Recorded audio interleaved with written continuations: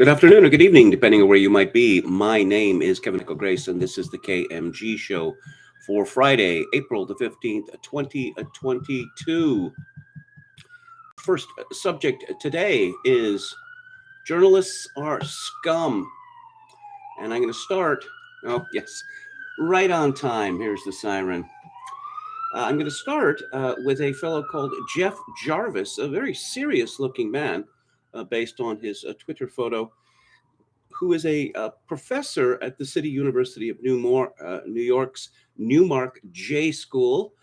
He has written a number of books, and he has some spicy takes, as the kids would say, on the prospect of Elon Musk buying Twitter.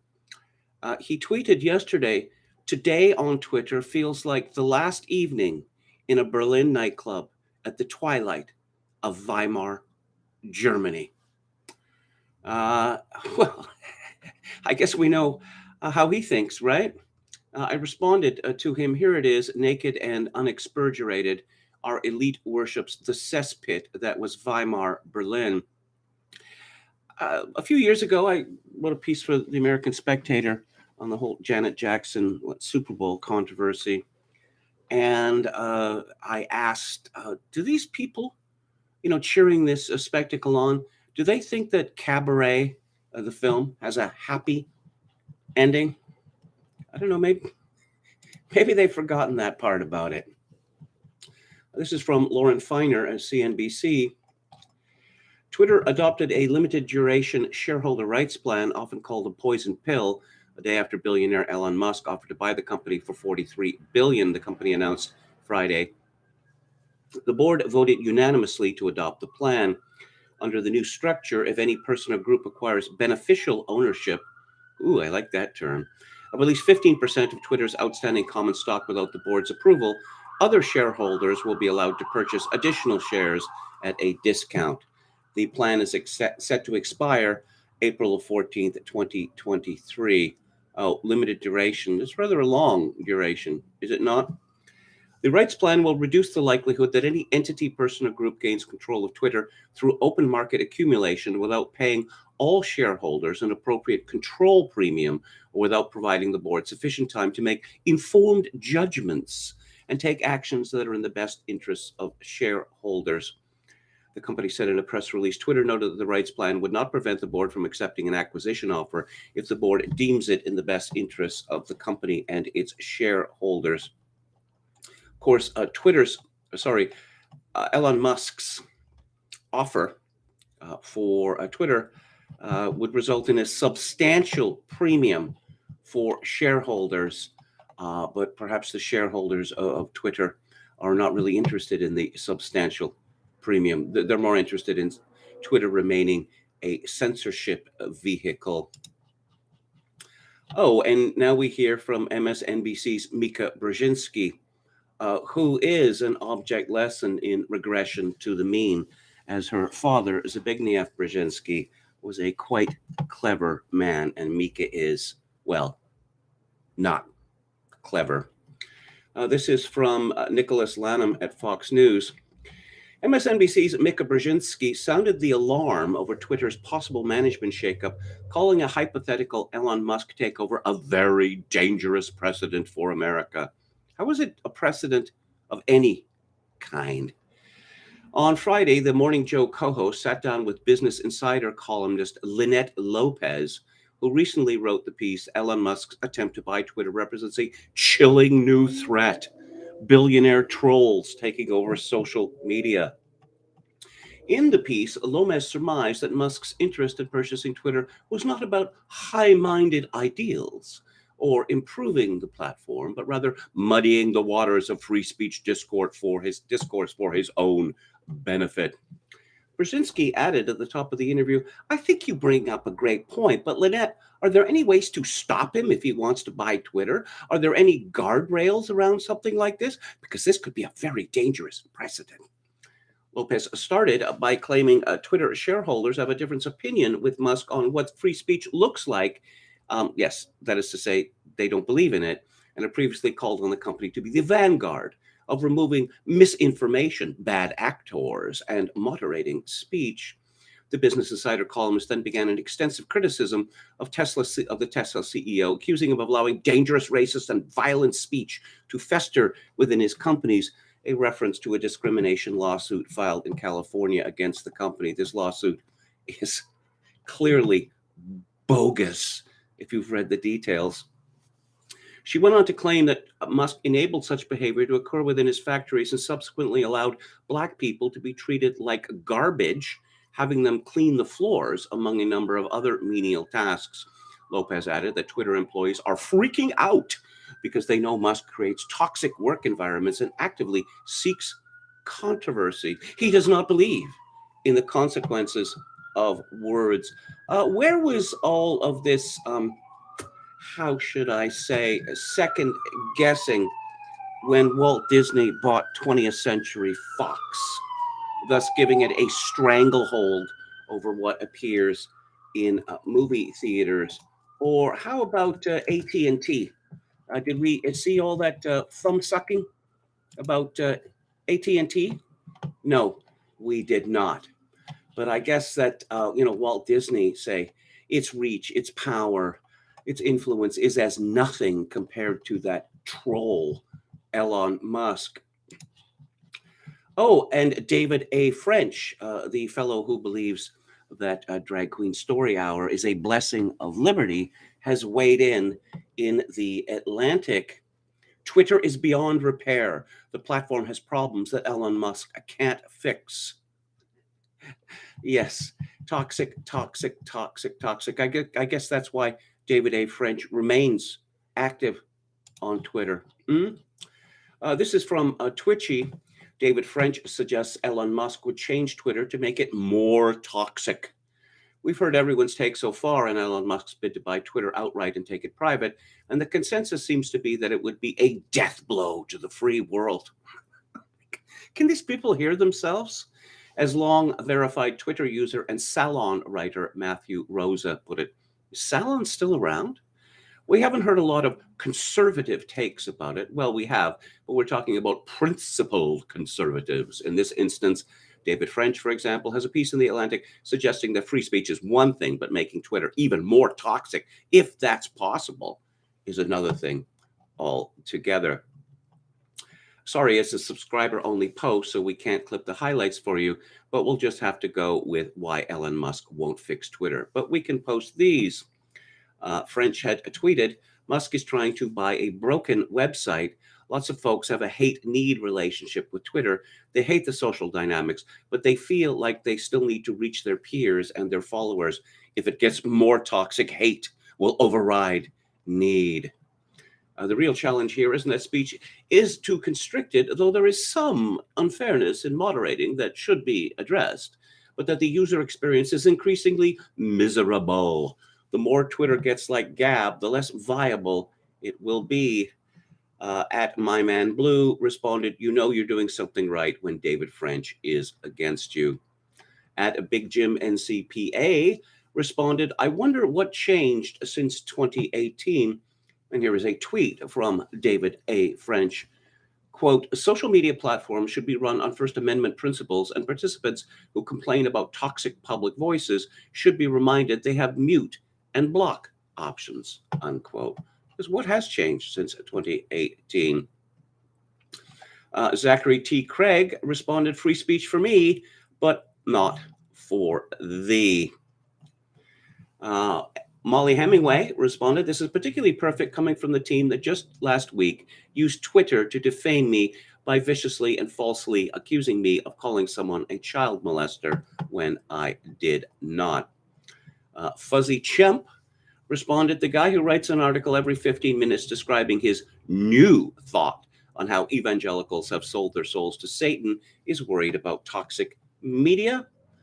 Deuce Bonanero responded, the conservative case for keeping conservatives off the online public square. At Soundbite responded, define toxic, then define women. Yes. And many other such tweets. David A. French. Yes, he's one of America's leading conservatives. Of course, he's explained to us that conservatism is actually and always has been uh, Manchester liberalism. Yes. Yeah, I love that bait and switch. Don't you? And you ever watch that Polanski film, Rosemary's Baby? It's really good. It was written. The script was written by Roman Polanski from the best-selling novel by Ira Levin. If you've seen the film, you'll recall that John Cassavetes, who is married to Mia Farrow, sells his soul to the devil. Well, literally does so. And for what? Untold power and riches? No. For a role in a Broadway play. David A. French has sold his soul for placements in the New York Times and the Atlantic. Some people come cheap, don't they? This is from Steve Watson at Summit News.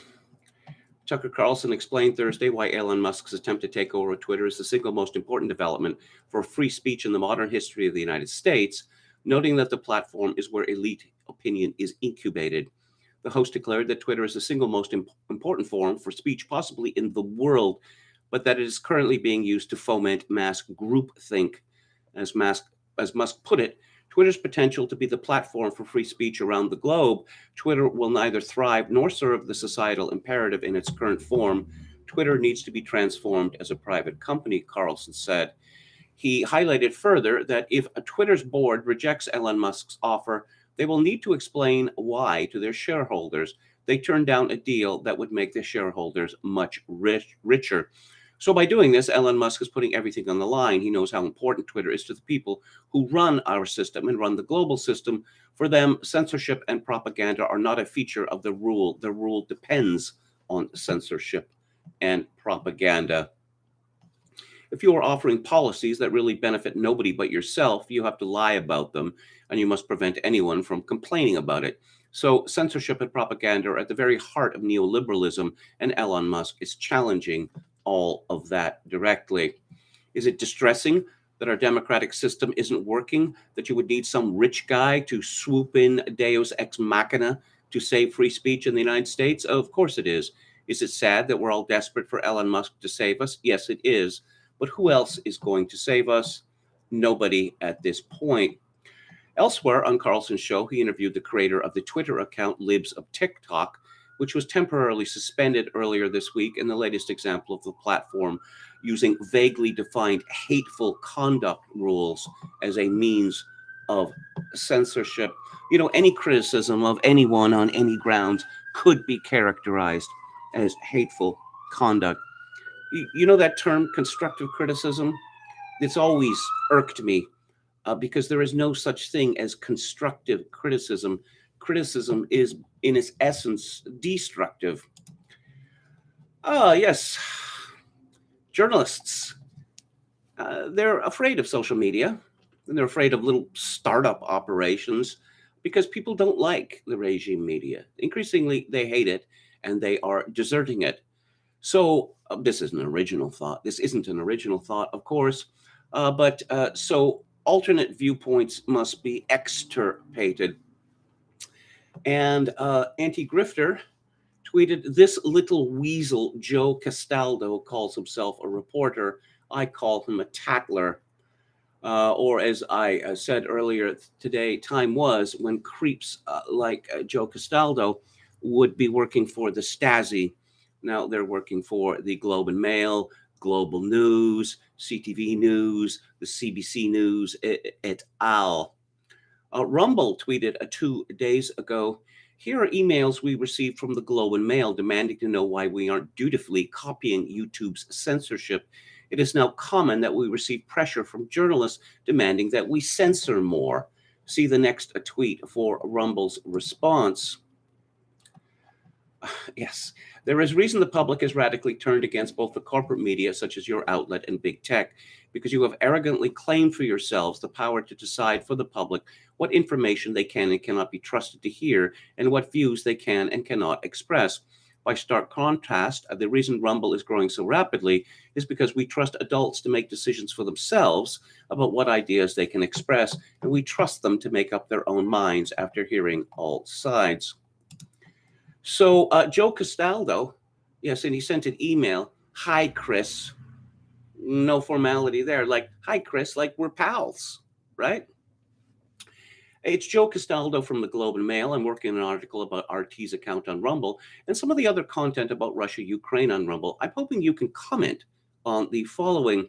Governments and other observers, governments, yes, branded RT, a Russian state-owned news network, as a Russian propaganda outlet.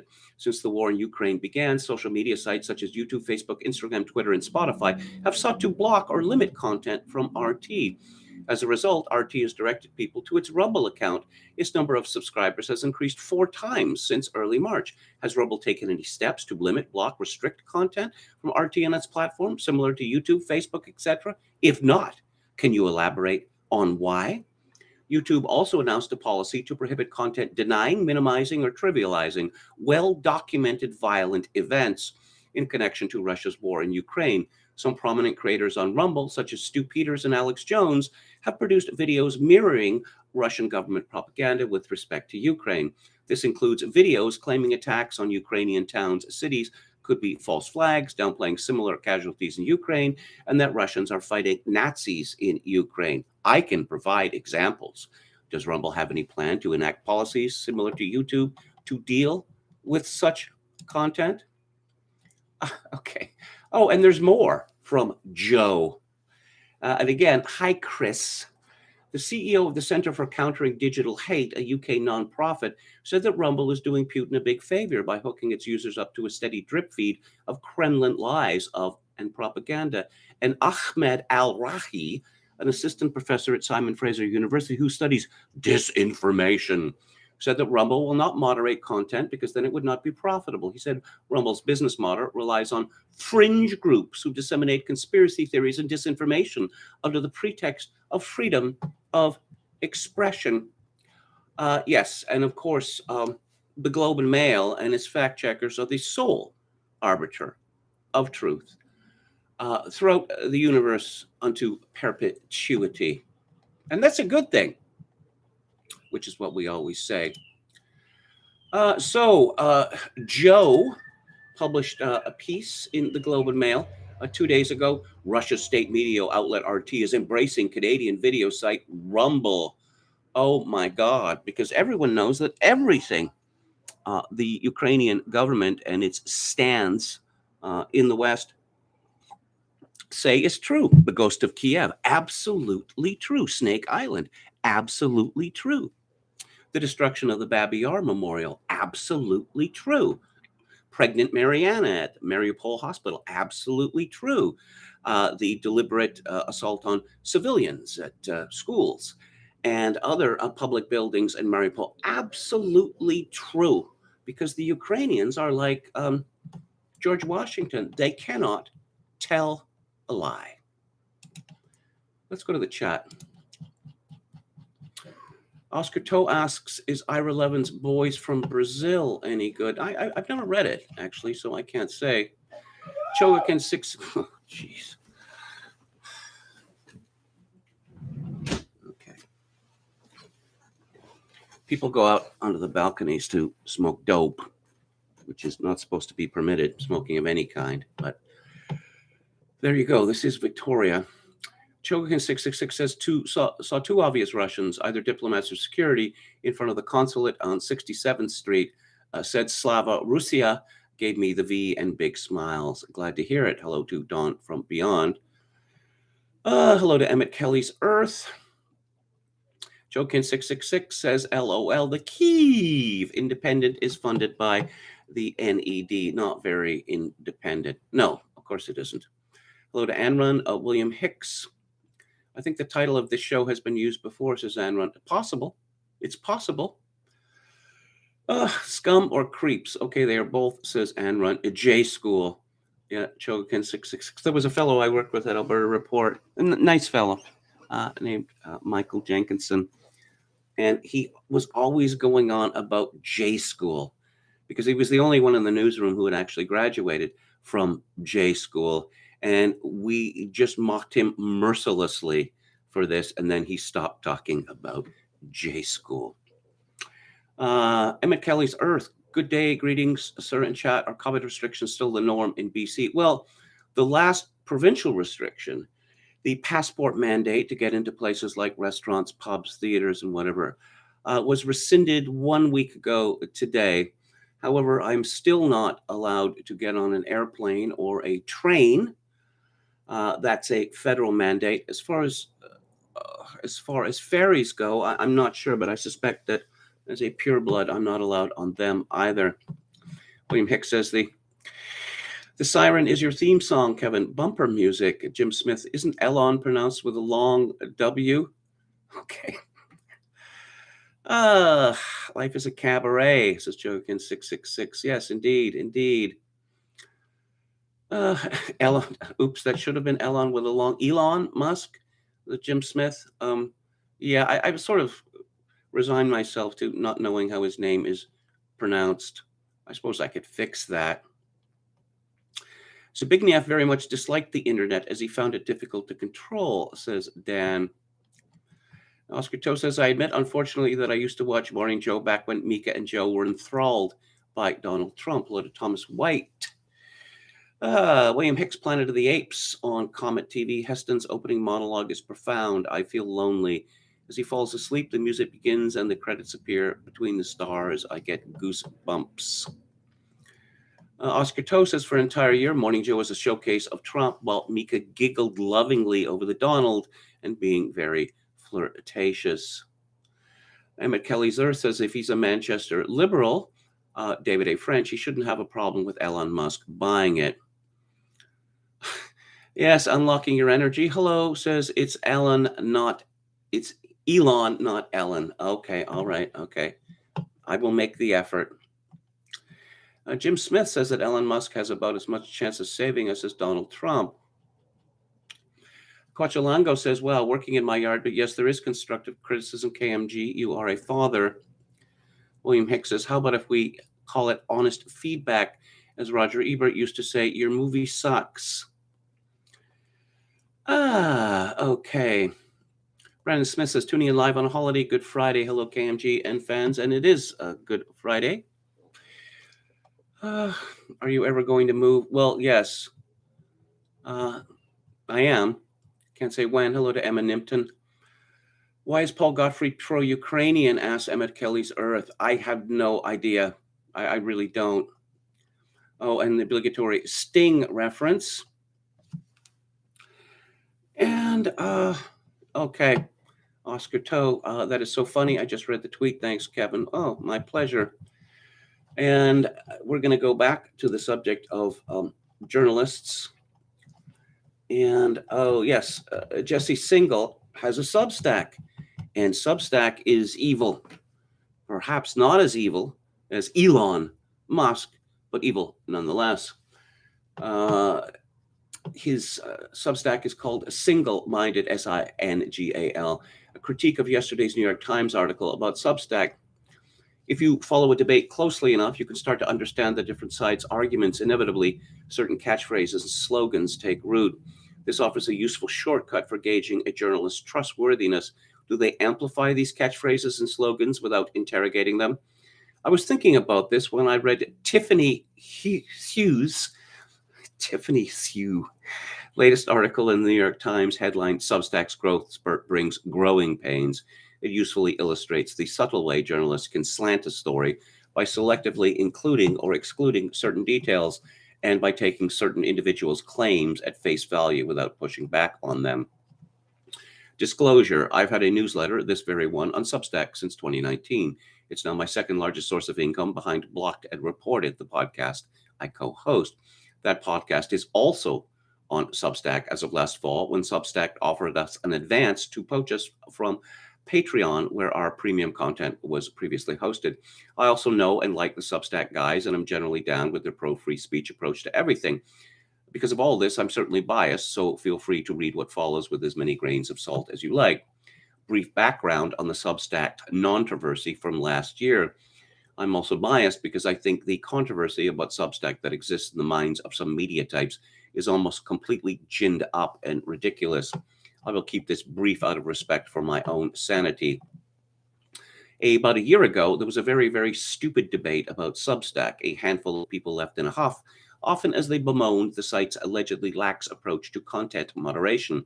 My name came up sometimes, among others, as someone whose mere presence on the site was a sign that it was a horrible haven for bigots and reactionaries, though the naysayers couldn't point to anything from this newsletter that warranted my expulsion.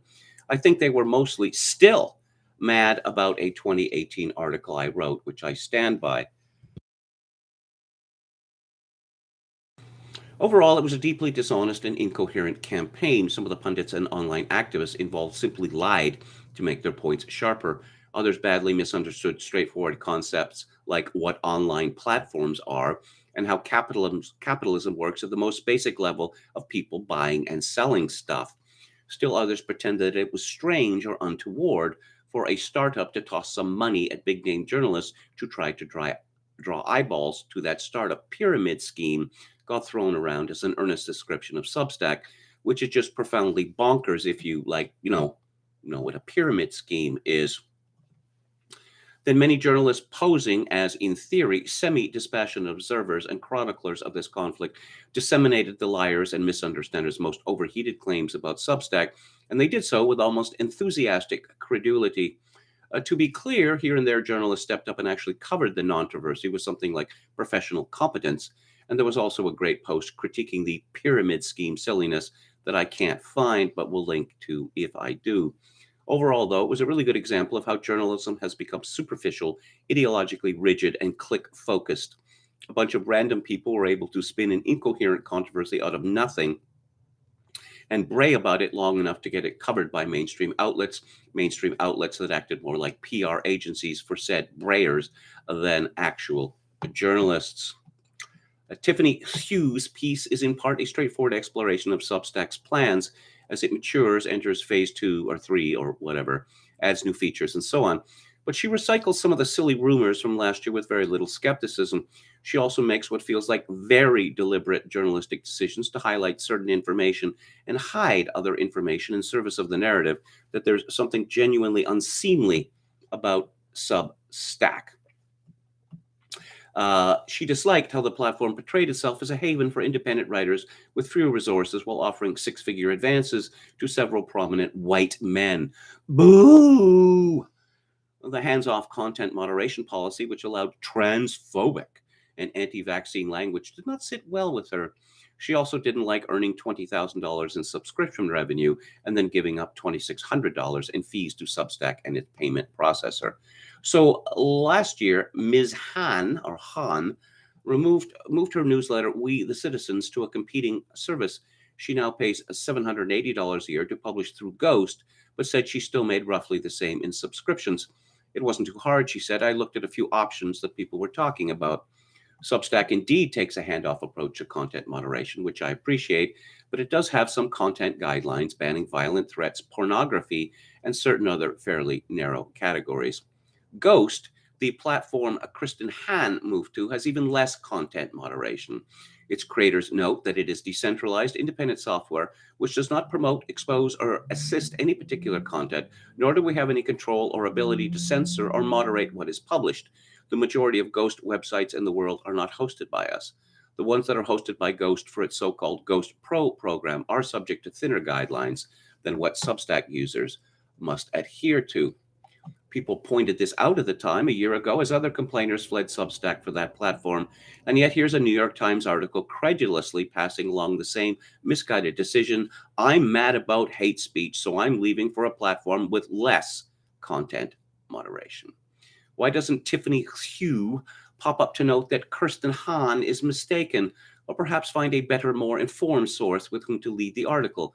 Because I think part of the point here is to make it seem like Substack is problematic, with a capital P. Inconvenient details be damned.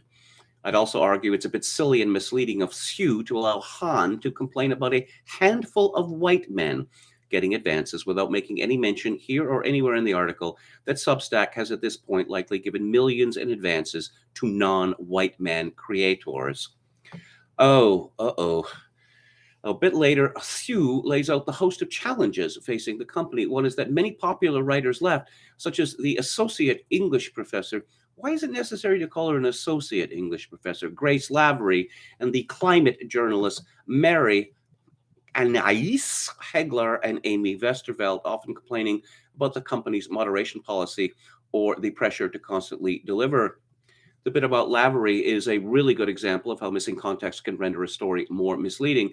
The fact of the matter is that her newsletter, the Wazox Review, never really caught on, in all likelihood because Lavery stopped writing for it regularly. By the time she left the platform, it was all but moribund, and the updates had become quite rare. And then we discovered that Lavery's husband, Daniel, received a $430,000 two-year advance from Substack. And prior to that, Grace herself had received a $125,000 advance for her own newsletter. Do any of you know who Grace Lavery is? If you want to find out in exhausting detail just how insane and depraved this person is, you can go to a site called kiwifarms.net, where there are 199 pages chronicling this person's descent into, well, fatness and madness, and tweets from this person. And so many of them are so disgusting. Oh, well, here's one from Daniel Lavery. Hey, want to transition at the same time, get married, disown my entire family, move to New York City, and finally get me into group sex. And conveniently demotes her to just a sex partner instead of spouse.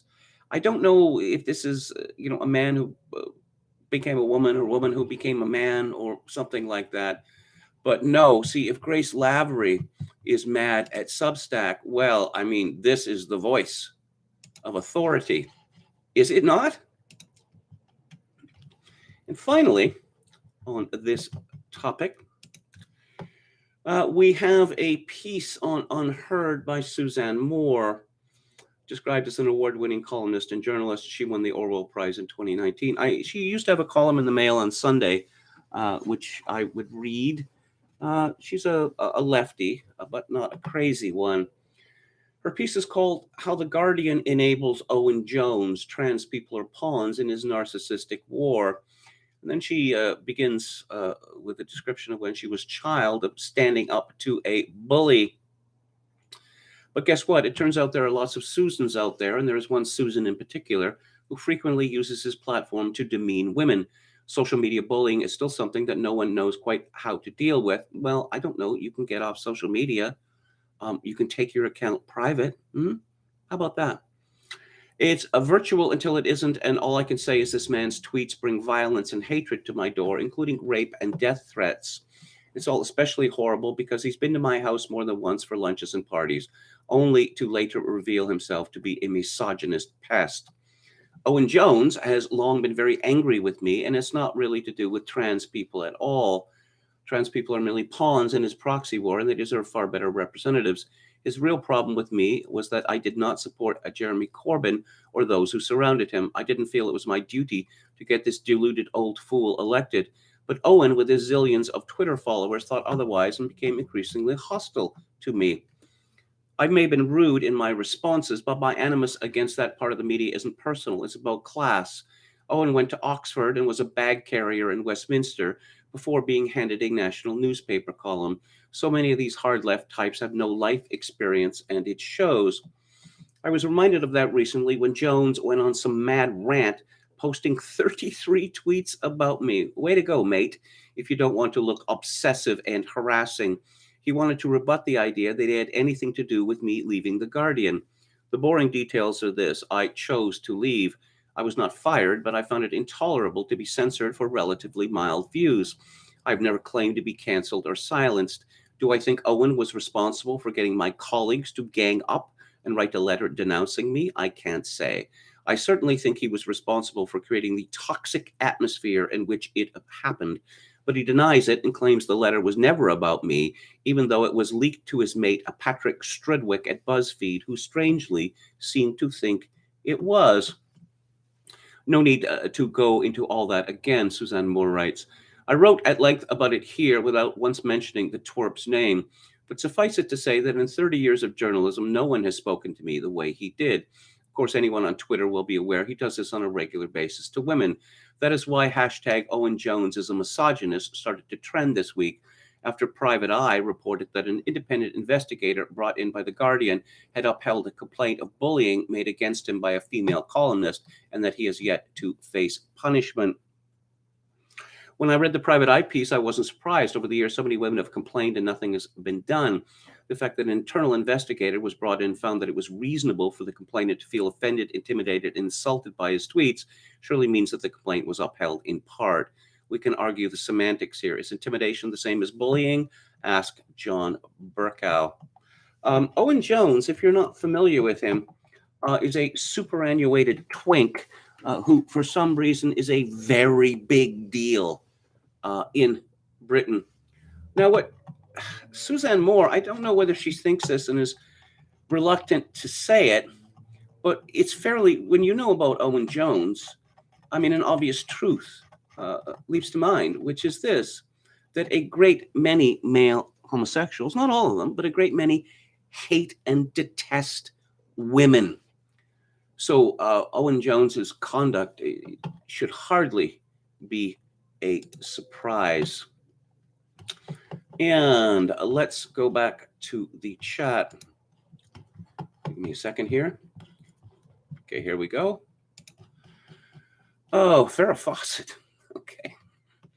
I've never perused Kiwi Farms, but isn't it sort of a dictionary of LOL cows? Yes, it is. And very useful in that regard. Crowdsourcing, you know? I wasn't aware that Owen Jones was an admitted homosexual, says Divot the Gnome. He talks about it a lot. A lot. Peter Ustinov. Logan's Run. Oh, I mentioned Logan's Run today because someone was talking about Peter Ustinov being, someone who was involved in charity, who was a genuinely good person. I don't know about that. What I do know is that some decades ago, he did an ad with Maggie Smith for Oxfam. And you see them walking down a large stairway, like a museum or some such thing. And there's all these bodies on it. And they're all, dead or dying. And the gist of the ad was, if you do not contribute to Oxfam, then you are simply, literally walking over and ignoring the pain of, the wretched of the earth.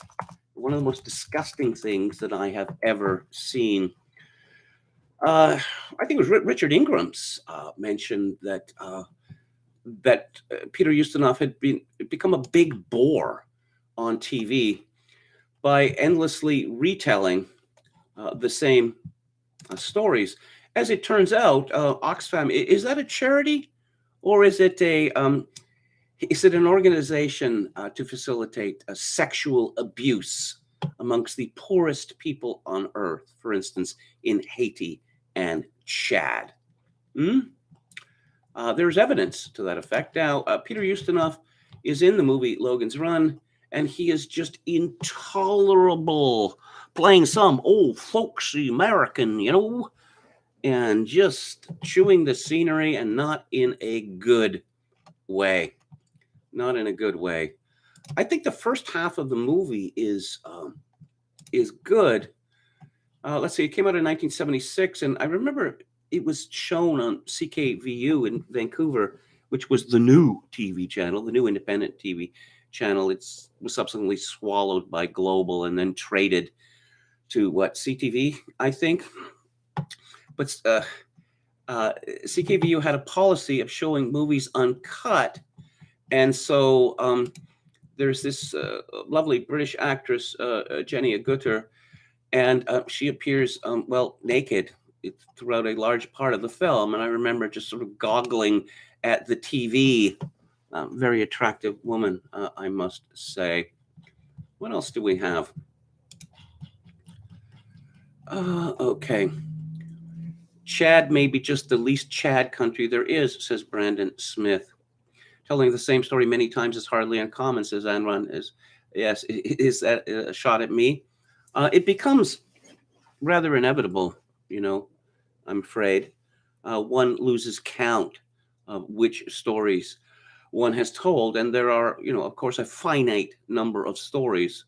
Not a lot of interesting things happen to people as they grow older because, they're doing the same thing over and over again. Oscar Toe says, Kevin, have you watched The Bride with Sting? No, I have not. Okay. It's very much worth watching. Robert Ryan is brilliant as the evil Claggart, and Stamp is beautiful and innocent as Billy. Oh, what movie is that? Okay. Kiwi went full on hate for Vox Day, says David Wright. I'm not aware of that. Oh, we're talking about Billy Budd here. Okay. From the Melville novel. Also the subject of a famous English opera. Okay. Oh, so people are thinking about Logan's Run. And we're talking about Vincent Price. Vincent Price, always good value. He made a lot of great films for Roger Corman in the 1960s, back when Roger Corman was indulging his artistic bent. Okay. Logan's Run suffered by coming out a year before Star Wars. It made Logan's Run look 20 years old, says Paul Casso, 88. Let's talk about social cohesion. Apparently, our Prime Minister, Princess Rockstar, a.k.a. Justin Trudeau, is very concerned with. His actions all speak to the contrary, but never mind that. So I'm looking at a site called ResearchGate, and there is a paper here by 3 authors, this peer-reviewed paper. It's called Ethnic Diversity and Social Trust, a Narrative and Meta-Analytical Review, dated September 2019. Does ethnic diversity erode social trust? Continued immigration and corresponding growing ethnic diversity have prompted this essential question for modern societies, but few clear answers have been researched in the sprawling literature. Taking this as a point of departure, this article reviews the existing literature on the relationship between ethnic diversity and social trust through a narrative review and a meta-analysis of 1,001 estimates from 87 studies. The review clarifies the core concepts, highlights pertinent debates, and tests core claims from the literature on the relationship between ethnic diversity and social trust. Several results stand out from the meta-analysis. We find a statistically significant negative relationship between ethnic diversity and social trust across all studies. The relationship is stronger for trust in neighbors and when studied in more local context. Covariate conditioning generally changes the relationship only slightly. Well, many such cases. I suppose the most famous study of this is, what's his name? Putnam's study on this. Putnam was so horrified by what the data said that he kept silent about it. He wondered whether even to publish it. I mentioned, Canada that I grew up in, and let's say in 1966, Canada was something like 97% white. Oh, and that's, boring, right? No diversity. Well, Canada was settled by English, Scottish, Irish, Welsh, and French people who are different, quite different. And then there were waves of immigration from other places, including the Ukraine, from Greece, from Italy, and Jews from around the world. But immigration was pretty much turned off in the 1920s, just as it was in the United States. And over the next couple of generations, you could say that a Canadian unity was formed, certainly in what we call English Canada. That is to say, we got along with each other. We trusted each other. And now that is completely broken. They call it diversity. They call it vibrancy. What it is, increasingly, is the war of all against all. And that is a very unpleasant society in which to live. And it's only getting worse. But not sufficient to moan. Frank Wright, who has a Substack, has an excellent essay that he published 3 days ago called Regime Change Begins at Home. It's time to stop the snarky comments over the culture war fence and pay attention to the vast pitiless machine which is rolling over all of our houses. People often object to yet another piece moaning about this or that. They are right to do so. Complaining whilst doing nothing is the pastime of losers. I've decided it is time we start talking about how to win. By we, I mean people who are not mad, not part of the elite, and not more concerned with hating our neighbors for daring to disagree with us than with the gigantic, savage machine devouring everything of value in the world. It is time for regime change, and that charitable act should, of course, begin at home. Here are the contents of this manifesto for humanity. Introduction. No one voted for any of this. The one big problem which causes them all. Life choices, whinge or work. 1. Habits of successful people. Main section, how to stop being a victim, habits of minds, consumer habits, habits of meaning, and habits of power. Conclusion, how to resist the regime, the Sarvodaya of the West. And he has attached a tweet from or it could be a Facebook post from Apolitical. Want to become a homeless drug addict? The system will provide clean needles, food, and shelter for you. Want to become a fat, unhealthy slob? The system will tell you fat is beautiful as fast food and soda are delivered to your couch. Want to become a sex worker? The system has apps for that. You can make lots of money prostituting yourself. Want to cut off your genitals and pretend you're a woman? The system will pay for your surgery and make sure you are first in line for promotion. Want to defend traditional European morals and ideals? The system will shut down your social media, bank account, and try to prosecute you for hate crimes. No one, left or right, and we're back to Frank Wright here, voted for the seismic changes brought in over the last 40 years. What this means is obvious. You and I have no say in the way we are ruled. Here are some examples. Third worldization, ugly, rubbish housing, light industrial sheds everywhere, the transfer of middle-class wealth to corporations and universities, BlackRock, Lloyd's Bank buying family houses above market rates to create a population of permanent rent serfs. Education has become the credential industry. Lifelong debt is now normalized. Plastic in our food, oceans, water, and bodies. Corrupt and insane institutions. Customer service equals corporate self-defense. They see you as the enemy.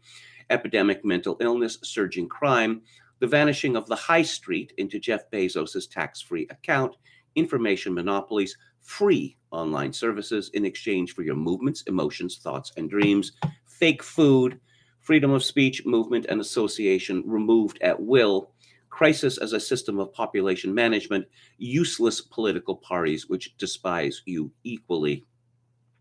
Write comments. You can add your own to this list. Briefly, the conservatives have conserved nothing but their own greed. The progressives are on the same bus, but waving a rainbow and not a national flag. Both parties are in harmony with the vast corporations and elites which do as they please with our lives, whilst instructing us to like it. What is the one big problem? Each of our ills, social, environmental, mental, institutional, political, derives from the fact that our societies are scaled inhumanly. Our enemy is a vast, overwhelming system which is basically anti-life. It wants you fat, passive, angry, patterned on fake reality tropes, childless, isolated, and riddled with anxiety.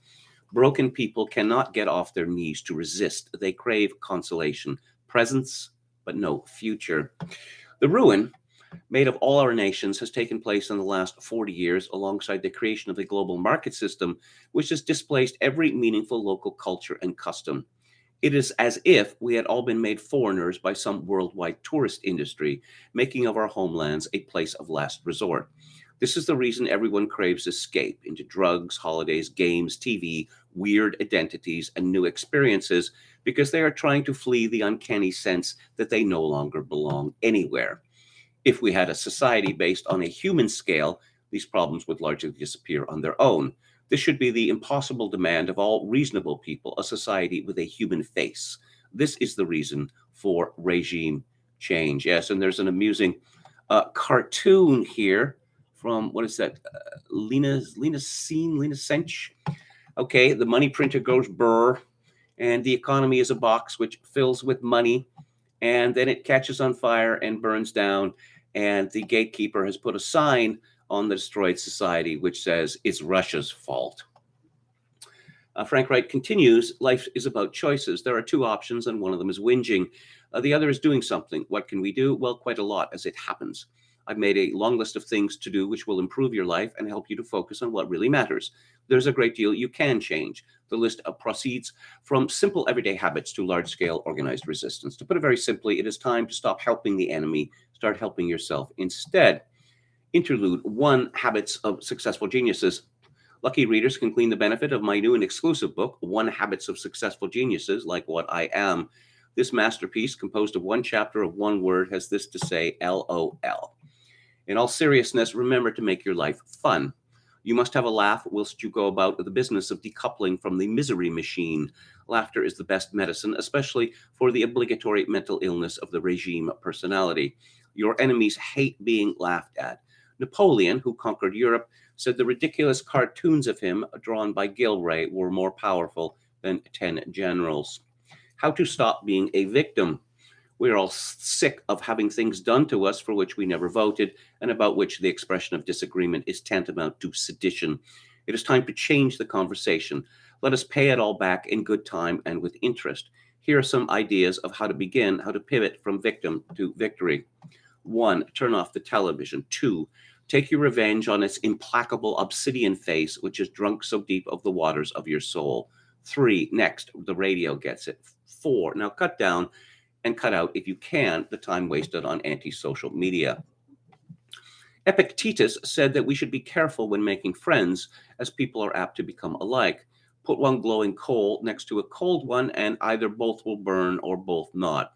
The company you keep informs you. This includes your thoughts. Have better ones. The media is not your friend, and you really ought not to leave the door of your mind ajar to these influences. Most opinion on social media is simply an echo of this fast food for thought, the prepackaged thinking points of the media.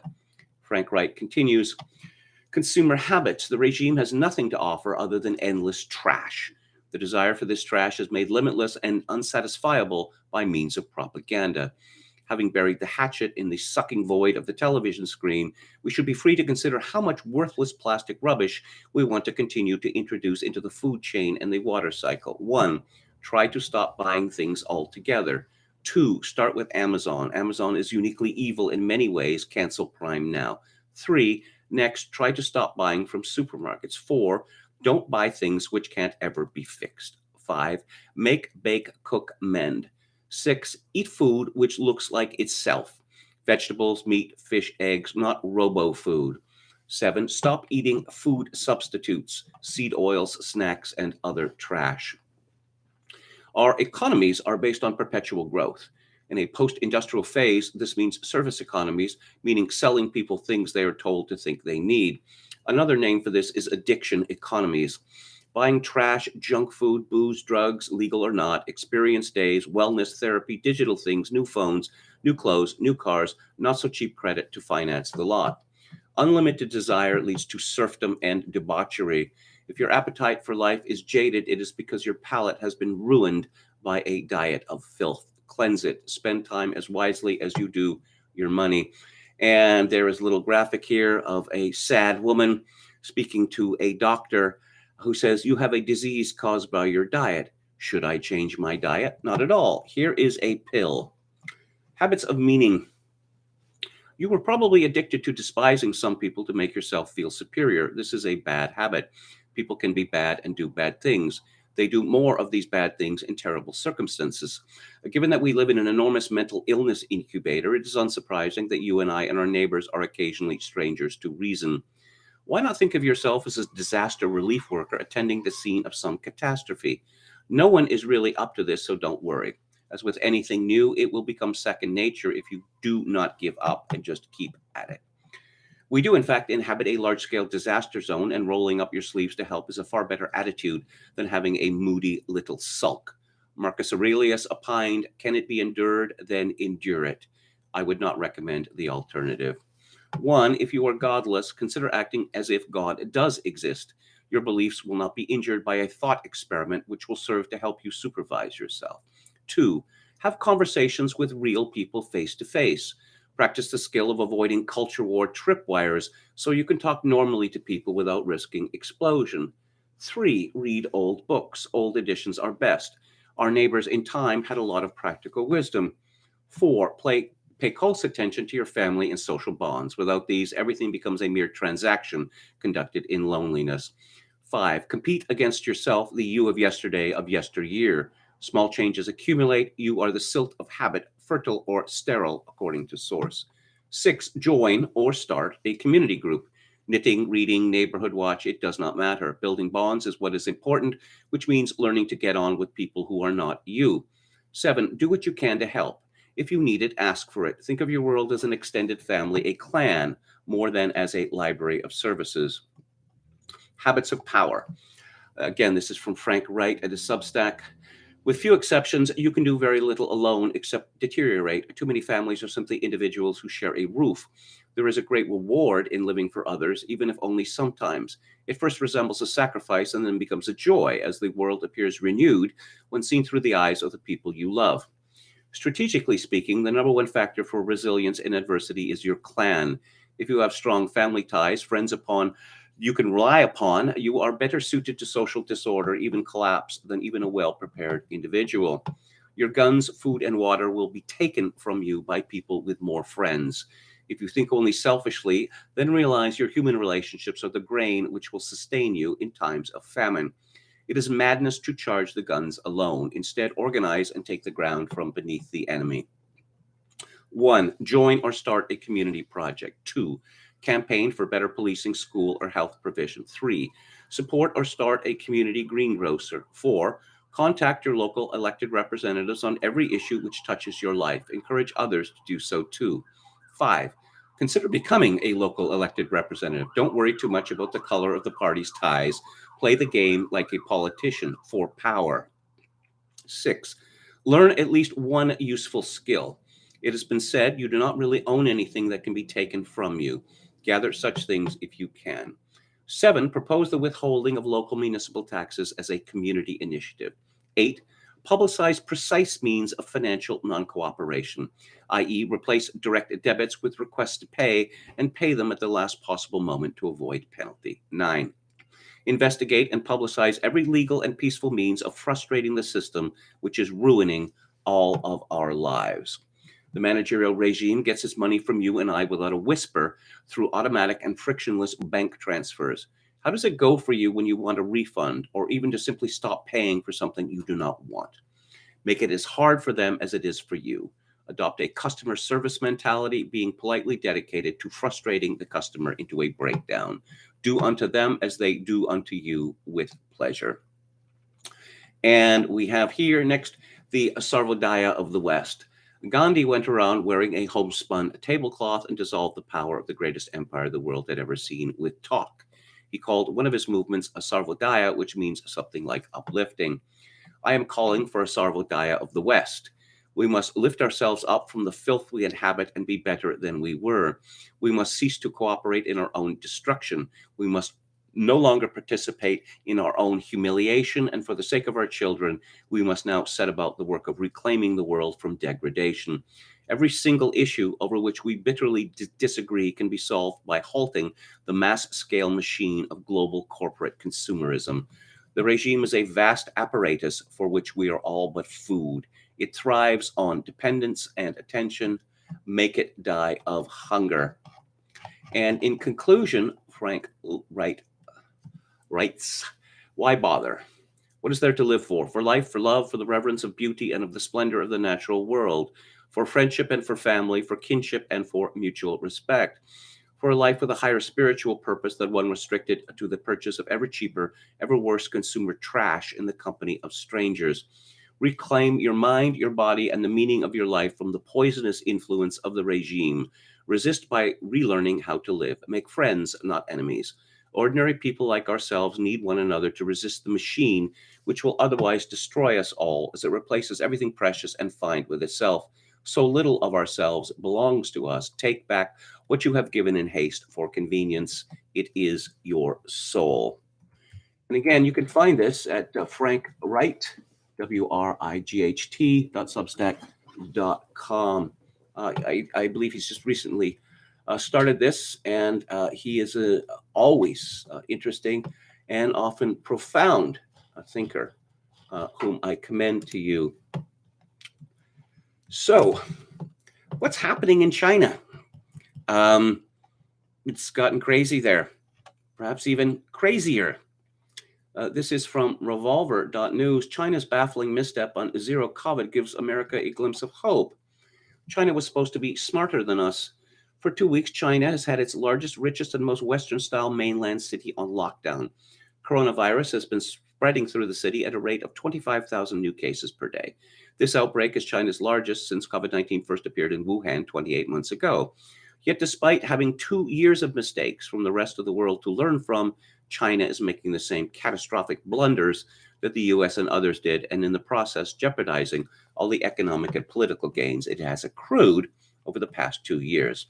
The lockdown opened ominously enough, with robot dogs roaming the streets, warning residents to stay inside. Yes, this is what we have been reduced to. Robot dogs patrolling the streets with bullhorns on them, telling people they must stay inside because of a respiratory disease. James Jackson tweets, lockdown in Shanghai, dog robots announce that nobody is allowed to leave the house. Drones fly around, come right up to you when they spot you outside and tell you to go back inside. The public obeyed. Eric Feigl Ding, who I wouldn't normally quote, he tweets, ghost town, Shanghai in an eerie, quiet lockdown with 26 million official residents. Shanghai is one of the most populated cities on earth. It looks like a movie, but it's real. Yes, apparently people are screaming out of their windows now, screaming into the void. What is yes, and people are sent to grab people, bust into their I don't know, walking the halls of their apartment buildings or whatever. It's something out of Brazil or Minority Report. And meanwhile, the streets look like the beginning of Vanilla Sky or 28 Days Later. These were the people who were going to surpass us, economically. The future is China, we have been told. I never really bought into that, and I certainly don't buy into it now. But keep in mind that Russia is the worst place on earth, because that's what our elites tell us, and of course, our elites are never wrong. ESPN is owned by Disney, so I was shocked and gratified to see a piece by Mark Feinaurawada and Steve Feinaru on ESPN titled Brooklyn Nets owner Joe Tsai is the face of NBA's uneasy China relationship. Joe Tsai, the billionaire owner of the Brooklyn Nets, made his fortune in China. His company, Alibaba, began in a Hangzhou apartment and has since been described as Amazon on steroids. When Tsai bought into the NBA, Commissioner Adam Silver predicted he'd be invaluable to the league's expansion in the world's largest market. 2.5 years later, Tsai personifies the compromises embedded in the NBA-China relationship, which brings in billions of dollars but requires the league to do business with an authoritarian government and look past the kind of social justice issues it is fighting at home. In the United States, Tsai donates hundreds of millions of dollars to combat racism and discrimination. In China, Alibaba, under Tsai's leadership, partners with companies blacklisted by the U.S. government for supporting a campaign of repression, mass arbitrary detention, and high-tech surveillance through state-of-the-art racial profiling. Tsai has publicly defended some of China's most controversial policies. He described the government's brutal crackdown on dissent as necessary to promote economic growth, defended a law used to imprison scores of pro-democracy activists in Hong Kong as necessary to squelch separatism, and when questioned about human rights, asserted that most of China's 1.4 billion citizens are happy about where they are. A former college lacrosse player with investments in the WNBA, Major League Soccer, and professional lacrosse, Tsai sees himself as a bridge between two increasingly polarized cultures, according to sources close to him who spoke on condition of anonymity. He believes China's restrictions on personal freedoms have paved the way for economic development that has improved the lives of millions of its citizens. But his positions in association with companies implicated in human rights abuses have drawn criticism from a bipartisan collection of U.S. officials, human rights activists, and academics focused on China. Matt Pottinger, a former deputy national security advisor and Trump specialist in the Trump administration, has said Joe Tsai is emblematic of U.S. sports and business figures who are critical of American imperfections, as we all should be, but who make excuses for human rights atrocities committed in China, where he makes money. We're going to self-censor or even compliment the policies of a totalitarian dictatorship that's committing crimes against humanity.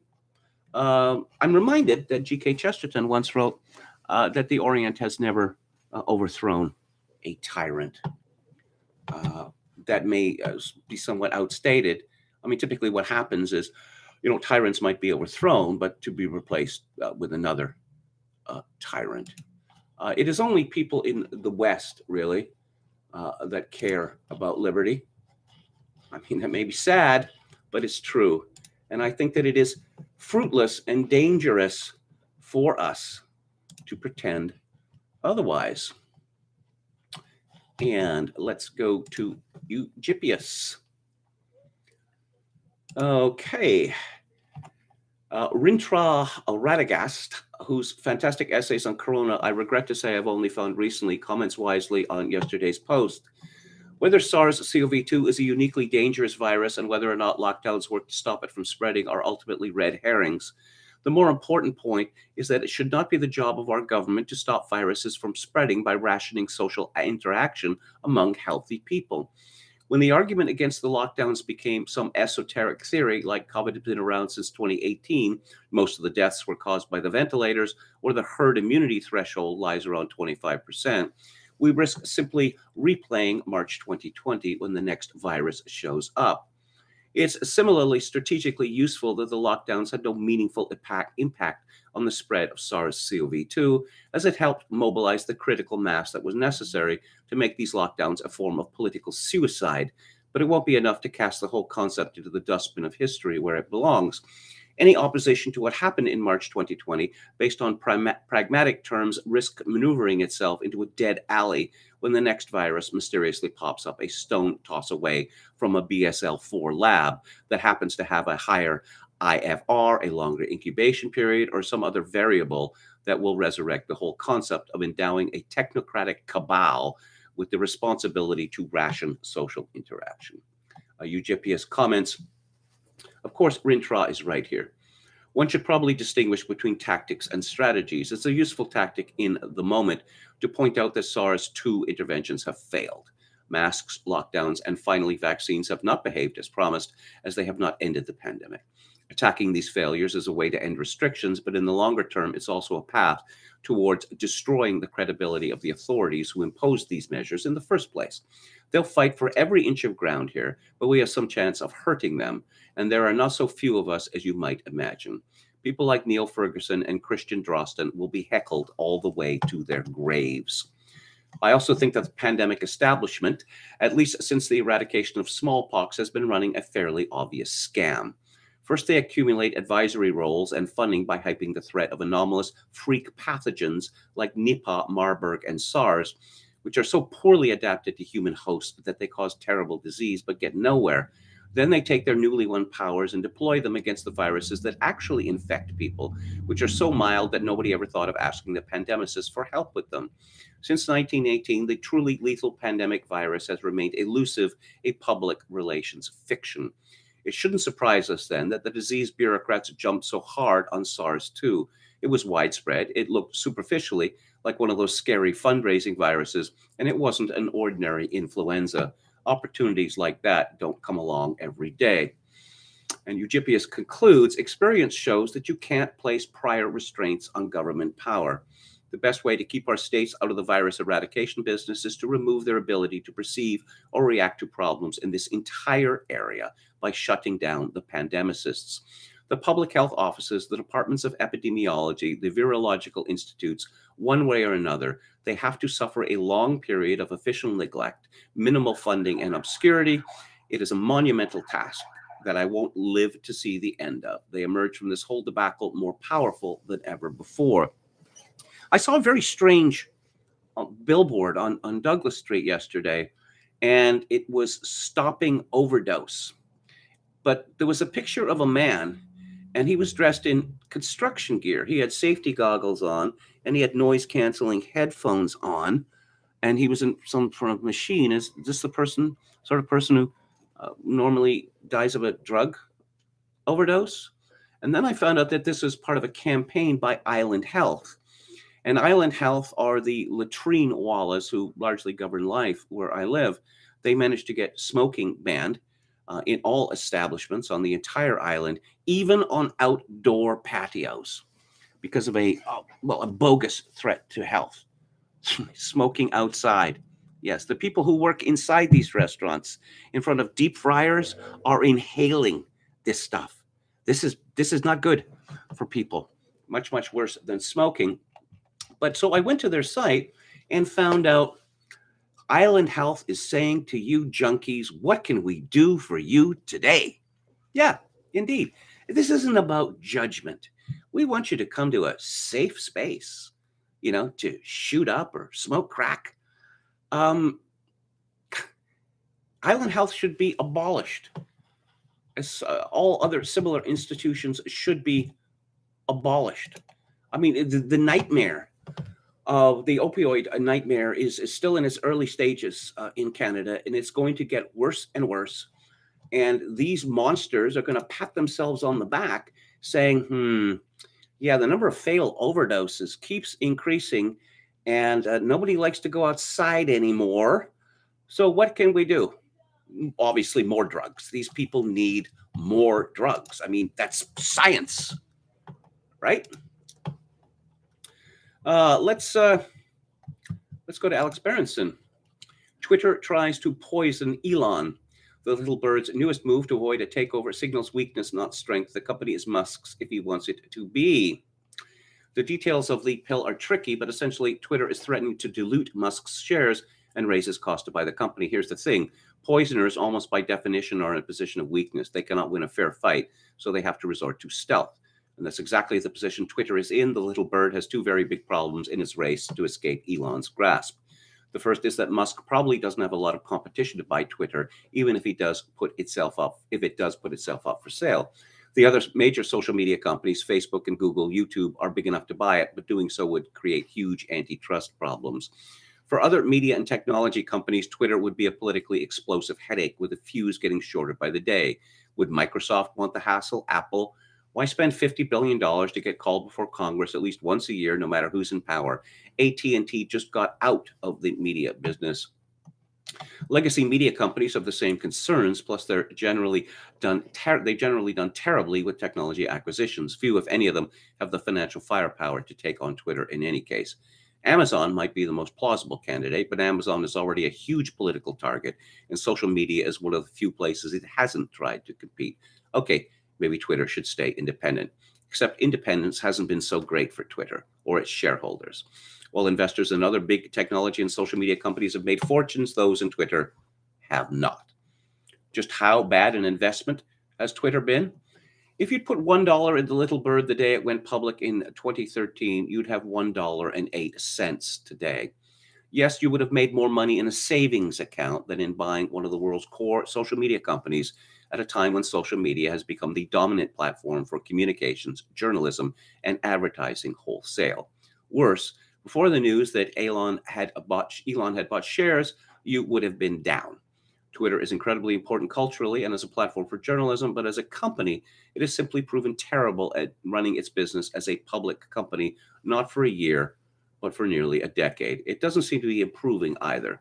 The stock was down almost 50% in the last year, maybe turning itself into a woke echo chamber and having to spend millions to defend itself from lawsuits for breaking its promises to users hasn't been the best business move. You know who's good at running public companies? Elon R. Musk. And yes, that soaring blue line in the chart showing a 200-fold increase, that's Elon's baby, Tesla. That grubby, pathetic gray flat line, that's Twitter. Which is why Musk has the money to buy Twitter. He can pay $54.20 a share. He can pay $104.20 if he likes. That would be about $80 billion. Elon could pay 80 billion for Twitter, write it down to zero, and still be the world's richest man.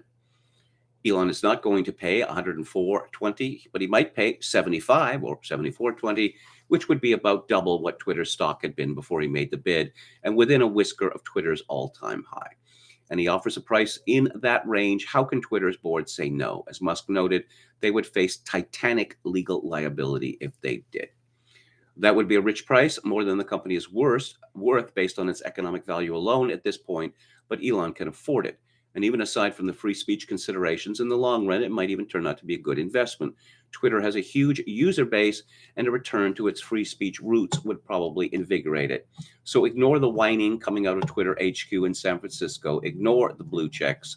If Elon wants Twitter badly enough, he'll get it. Does he? I don't know. I surely hope so, though. And we are going to now return to Joseph Tainter's book, The Collapse of Complex Societies. And again, we are talking about diminishing returns. As surprising as it may seem, investment in education also shows a trend of declining marginal productivity. To begin with, a complex society that must process large quantities of information will be faced with costs for education that will almost always certainly rise. Between 1870 and 1960, the proportion of the population between the ages of 18 and 21 enrolled in institutions of higher education in the United States increased from 1.7% to 33.5%. Moreover, the institutions of higher learning in which these students were enrolled consumed a portion of the gross national product that rose from 0.26% in 1900 to 1.23% in 1960. The number of students per faculty member declined from 12.8 in 1900 to 9.5 in 1958. At the same time, more and more students pursued educational courses that were longer and more specialized and more costly. The national cost of higher education, both actual and relative, has clearly increased. But hasn't this increased investment in higher education brought at least equivalent, if not greater, returns? While the returns on investment in education are difficult to assess, most people would assume that the answer to that question must be yes. But there are ways of looking at the matter that suggest that this investment has not brought greater marginal returns. With increasing time spent in education and greater specialization, the learning that occurs yields decreased general benefits for greater costs. The greatest quantities of learning are accomplished in infancy. Learning that occurs earlier in life tends to be more generalized. Later, specialized learning is dependent upon this earlier generalized knowledge, so that the benefits of generalized learning include all derivative specialized knowledge. Axiomatically, therefore, generalized learning is of overall greater value than specialized.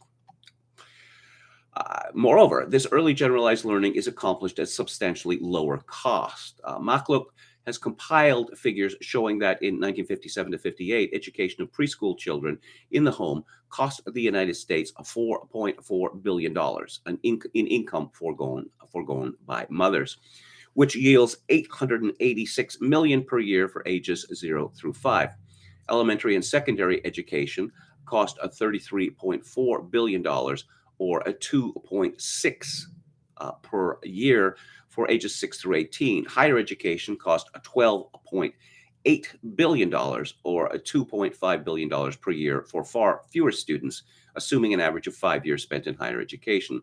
In other words, the monetary cost to the nation of a year of education between preschool, when the most generalized, highly useful education takes place, and college, when the most specialized learning is accomplished, increases by about 284%. And this increase would be even more dramatic if these figures took into account the fact that college enrollment is but a fraction of the available population. The overall productivity and investment in higher education for the development of specialized expertise has declined substantially since 1900. Price has demonstrated, in regard to the education of scientists, that educating more scientists causes those of average ability to increase in number faster than those who are most productive. Thus, increasing investments in specialized education yield declines in both marginal and average returns. In 1924, S.G. Strumilin collected in the Soviet Union a set of educational data that reveal a corroborative pattern. He showed that the marginal return on investment in education declines with increasing education. The first 2 years of education, according to Strumelin, raise a Soviet worker's production skills an average of 14.5% a year. Yet the third year of education yields an increase of only an additional 8%, while the 4th through 6 years raise skills only a further 4 to 5% per year. Such examples indicate the kinds of costs incurred by complex societies that must invest resources in preparing people for specialized tasks. While the performance of these tasks may be quite essential to the society's needs, it cannot be claimed that benefits for investment in education increase proportionate to costs. To the contrary, increasingly specialized training serves ever narrower segments of the system at ever greater cost to the society as a whole. What is more, the benefits derived from specialized training are equally attributable to the generalized education which necessarily precludes it. Specialized training can be costly in other ways. Where flexibility is required in task performance, specialized personnel may not be capable of performing tasks for which they were not prepared. And where the need for certain kinds of specialized tasks arises and disappears, the investment in training may be largely wasted. Contemporary transformations in industry and in its trained specialized personnel illustrate this point tragically. A society able to meet its needs by generalized education will inevitably then obtain greater value for its investment than will a society dependent on specialized training. As complexity and specialization grow, the cost of education does also, while its marginal product declines. I'll have more from Tainter next week. Now, of course, at the time that Tainter published this book in 1988, one could say that the collapse of the education system was in its infancy. It is now commonplace for people to graduate from high school effectively illiterate and also enumerate, who don't even know what the capital of their state is or the capital of the United States of America. And one could give many other such examples.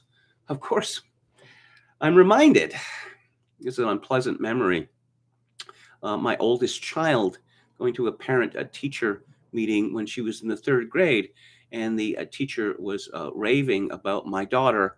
And why was that? Something like about 75% of the students in this class, I lived in East Vancouver at the time, English was not the language spoken at home, not the first language spoken at home. So my daughter, in effect, had become a tutor for these students from China and the Punjab and such places. And I became very angry. So my child is being robbed of her education because the immigrants come first. And of course, this problem is now, endemic in Vancouver and Toronto and other places in Canada. Let's have a look at the chat. Grimace Altruism, Chogan 666.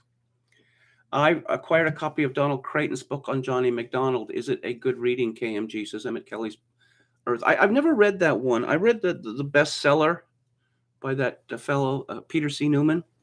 And I realized that this was, Newman thought that Diefenbaker was just a joke, a straight up joke. So no, I probably should read Creighton's book on Sir John A. Bertkin Sultanov says Kafkaz women are some of the most beautiful and classy in the world, especially the Dargan and Avar ladies.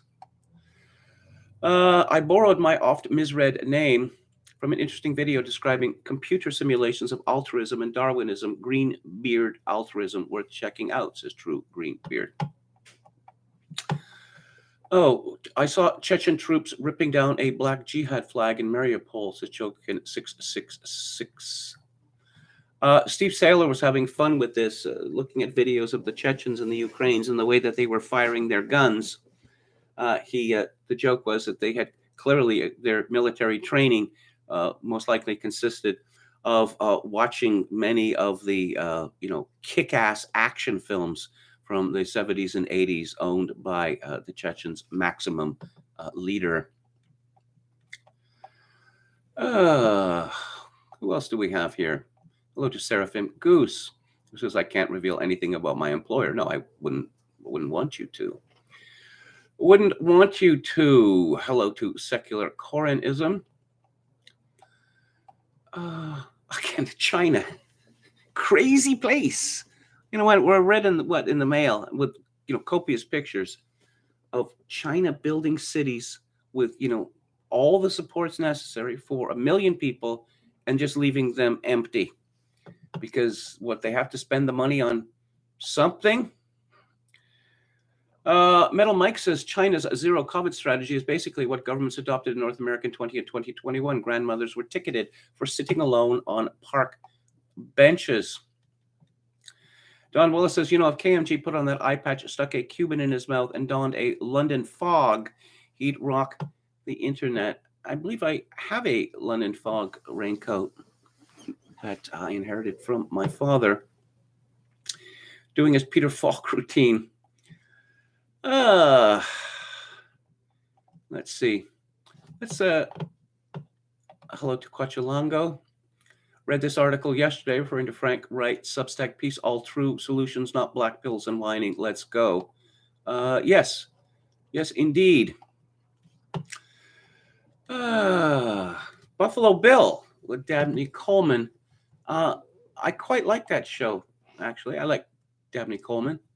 Everyone does, right? It didn't last very long. I remember the scene where he made a pass at a co-worker. Beautiful woman. And I was like, no, don't do that. No, don't. Oh, no, you've gone and done it. You've gone and done it, and you can't be friends anymore. Let's talk about gerontocracy. This is from Eugene Scott at the Washington Post. Senator Dianne Feinstein is pushing back on lawmakers' accounts that her memory is deteriorated and she is mentally unfit to serve, insisting that she remains a productive senator at the age of 88. The real question is whether I'm still an effective representative for 40 million Californians, and the record shows that I am. She said in a statement Thursday. Did she write that statement? Probably not. The statements put out by politicians are typically not written by them. They may consult on them, but they don't write them. How about the senator holds a press conference?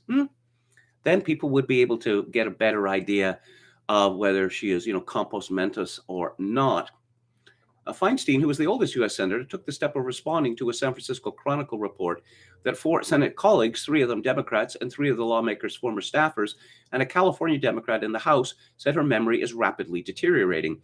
Various individuals said the lawmaker's staff does most of the work because of what they described as her cognitive decline.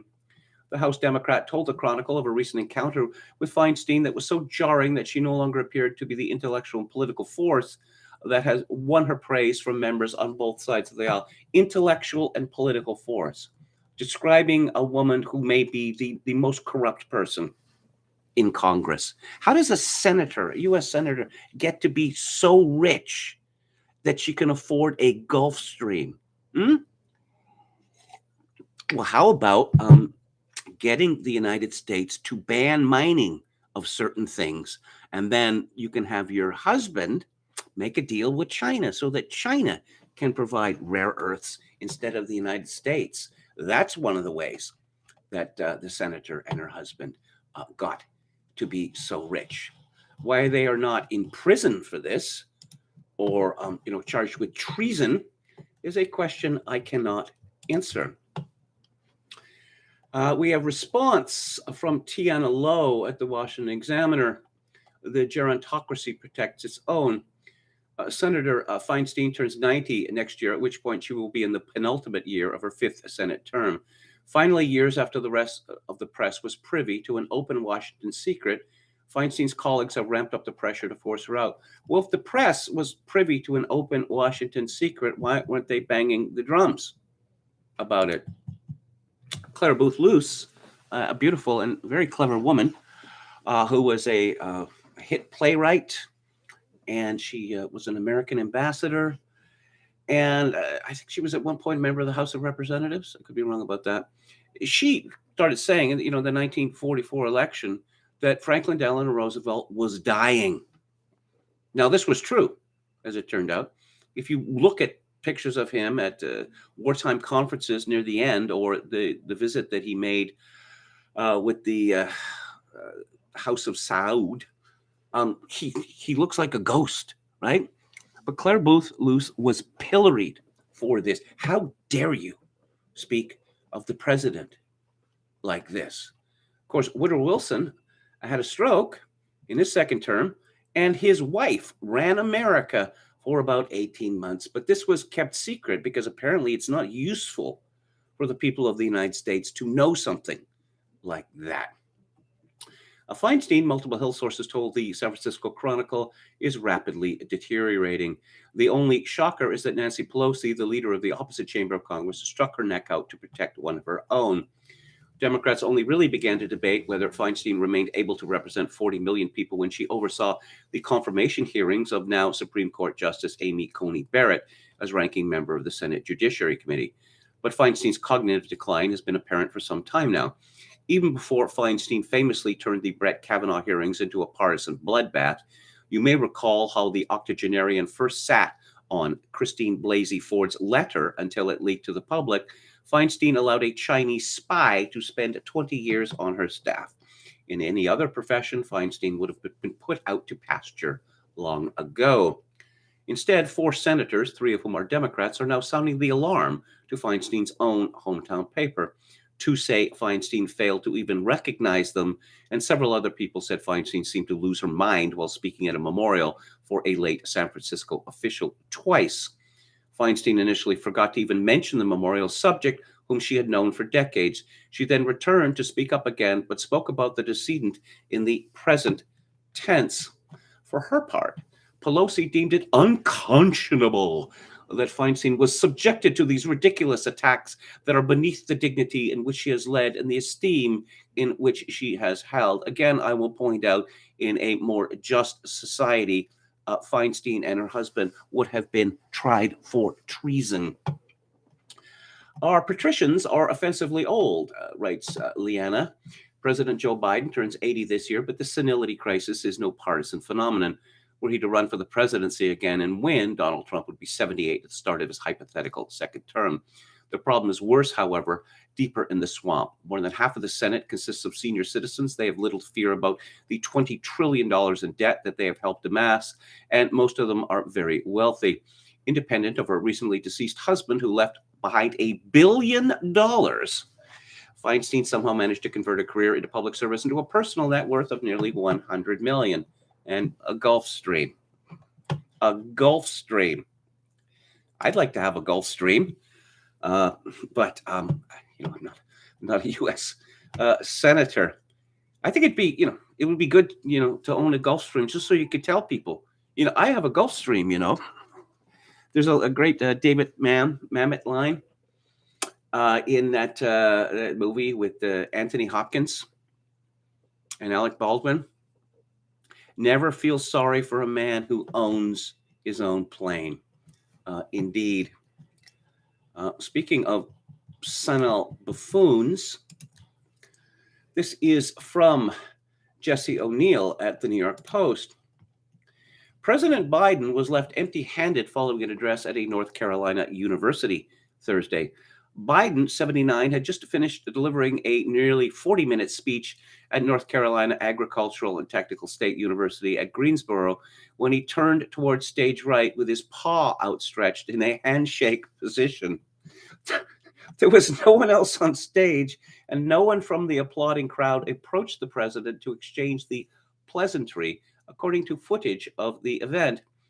The Democrat did press some flesh at the start of the speech, shaking hands with Malcolm Hawkins, the electrical engineering student who introduced him. If you've seen the clip of that, we see a robot dog, which leads to Biden doing that whispering thing he does, something about, looking at the press. He whispers like this. And then some word salad came out of Biden that when his mother said to never bend, or what this has to do with a robot dog, God knows. According to the Post, some political adversaries reacted to the ungraceful exit, including Senator Ted Cruz, who tweeted an eye roll emoji alongside footage of the air handshake. Yeah, just President of the United States has lost his mind, but there's a section of the Constitution, an amendment where this problem can be dealt with. But no, I'm not going to use that. It would be, beneath their dignity to do so. This is from Seamus Bruner and John Sullivan at justthenews.com. Smoking guns, Joe Biden referred business and mingled finances with son Hunter, messages show.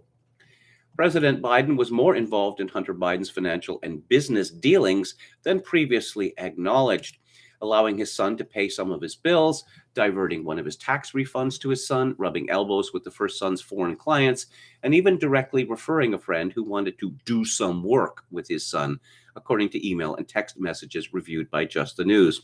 Jeff Cooper asked for you, Joe Biden texted his son, sending along the phone number of a well-to-do trial lawyer and longtime Joe Biden donor. Wants to do some work with you. Love, Dad. The summer 2018 message is one of the clearest pieces of evidence gathered by FBI and congressional investigators that Joe Biden was not simply a passive bystander in his son's globe-trotting business pursuits, but rather at times assisting and benefiting financially, the messages show. For instance, a string of spring and summer 2010 emails show Hunter Biden and a partner at his Rosemont Seneca firm assisted the White House with documents for Joe Biden's tax returns after his first year in office. Afterwards, they chose to divert the then vice president's Delaware state tax refund to Hunter Biden to pay off money the father owed his son, the emails state. Rosemont Seneca.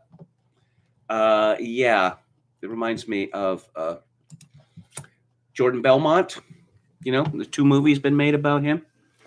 And he came up with a name that sounded similarly grand, Rosemont Seneca. Ooh, sounds classy, right?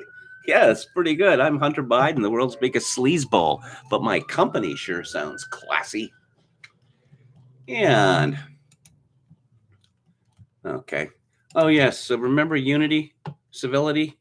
That all died because of Orange Man Bad. And, the Biden administration was going to bring it back. This is by Daniel Chaitin at the Washington Examiner.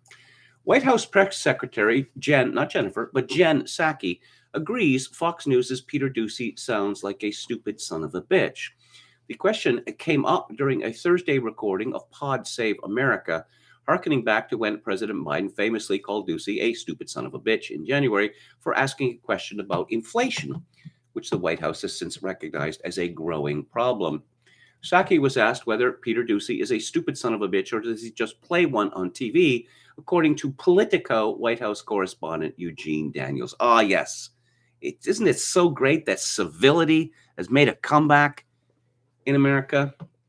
Psaki replied, he works for a network that provides people with questions that, nothing personal to any individual, including Peter Doocy, but might make anyone sound like a stupid son of a bitch. Okay. Again, civility. Part of her answer is similar to what Biden reportedly told Doocy in a phone call after the mark. It's nothing personal, pal, the president said. Calling someone a stupid son of a bitch, how could that not be personal? Calling someone mistaken or dangerously mistaken, well, that's not personal, but stupid son of a bitch, yes, that is very much personal. In his role as White House correspondent, Peter Doocy's job is to elicit truth from power for the American public. His questions are his own. He is a terrific reporter, and we're extremely proud of him, according to a Fox News spokesperson.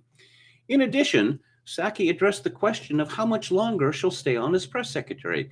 She could leave the White House as early as May to take a job at MSNBC, a move experts say is fraught with ethical problems. I'm glad that experts needed to be consulted on this question. And, oh yes, today is Good Friday, of course. And I saw this sad story. It was sad to me, at any rate. I'm sure it's sad to a lot of Catholics. Catholic Charities met Abbott's bust migrants with tickets to ride elsewhere. Neil McCabe, the national political editor of the Star News Network, reports from Washington's Union Station, where Texas Republican Governor Greg Abbott sends migrants who cross the border into his state.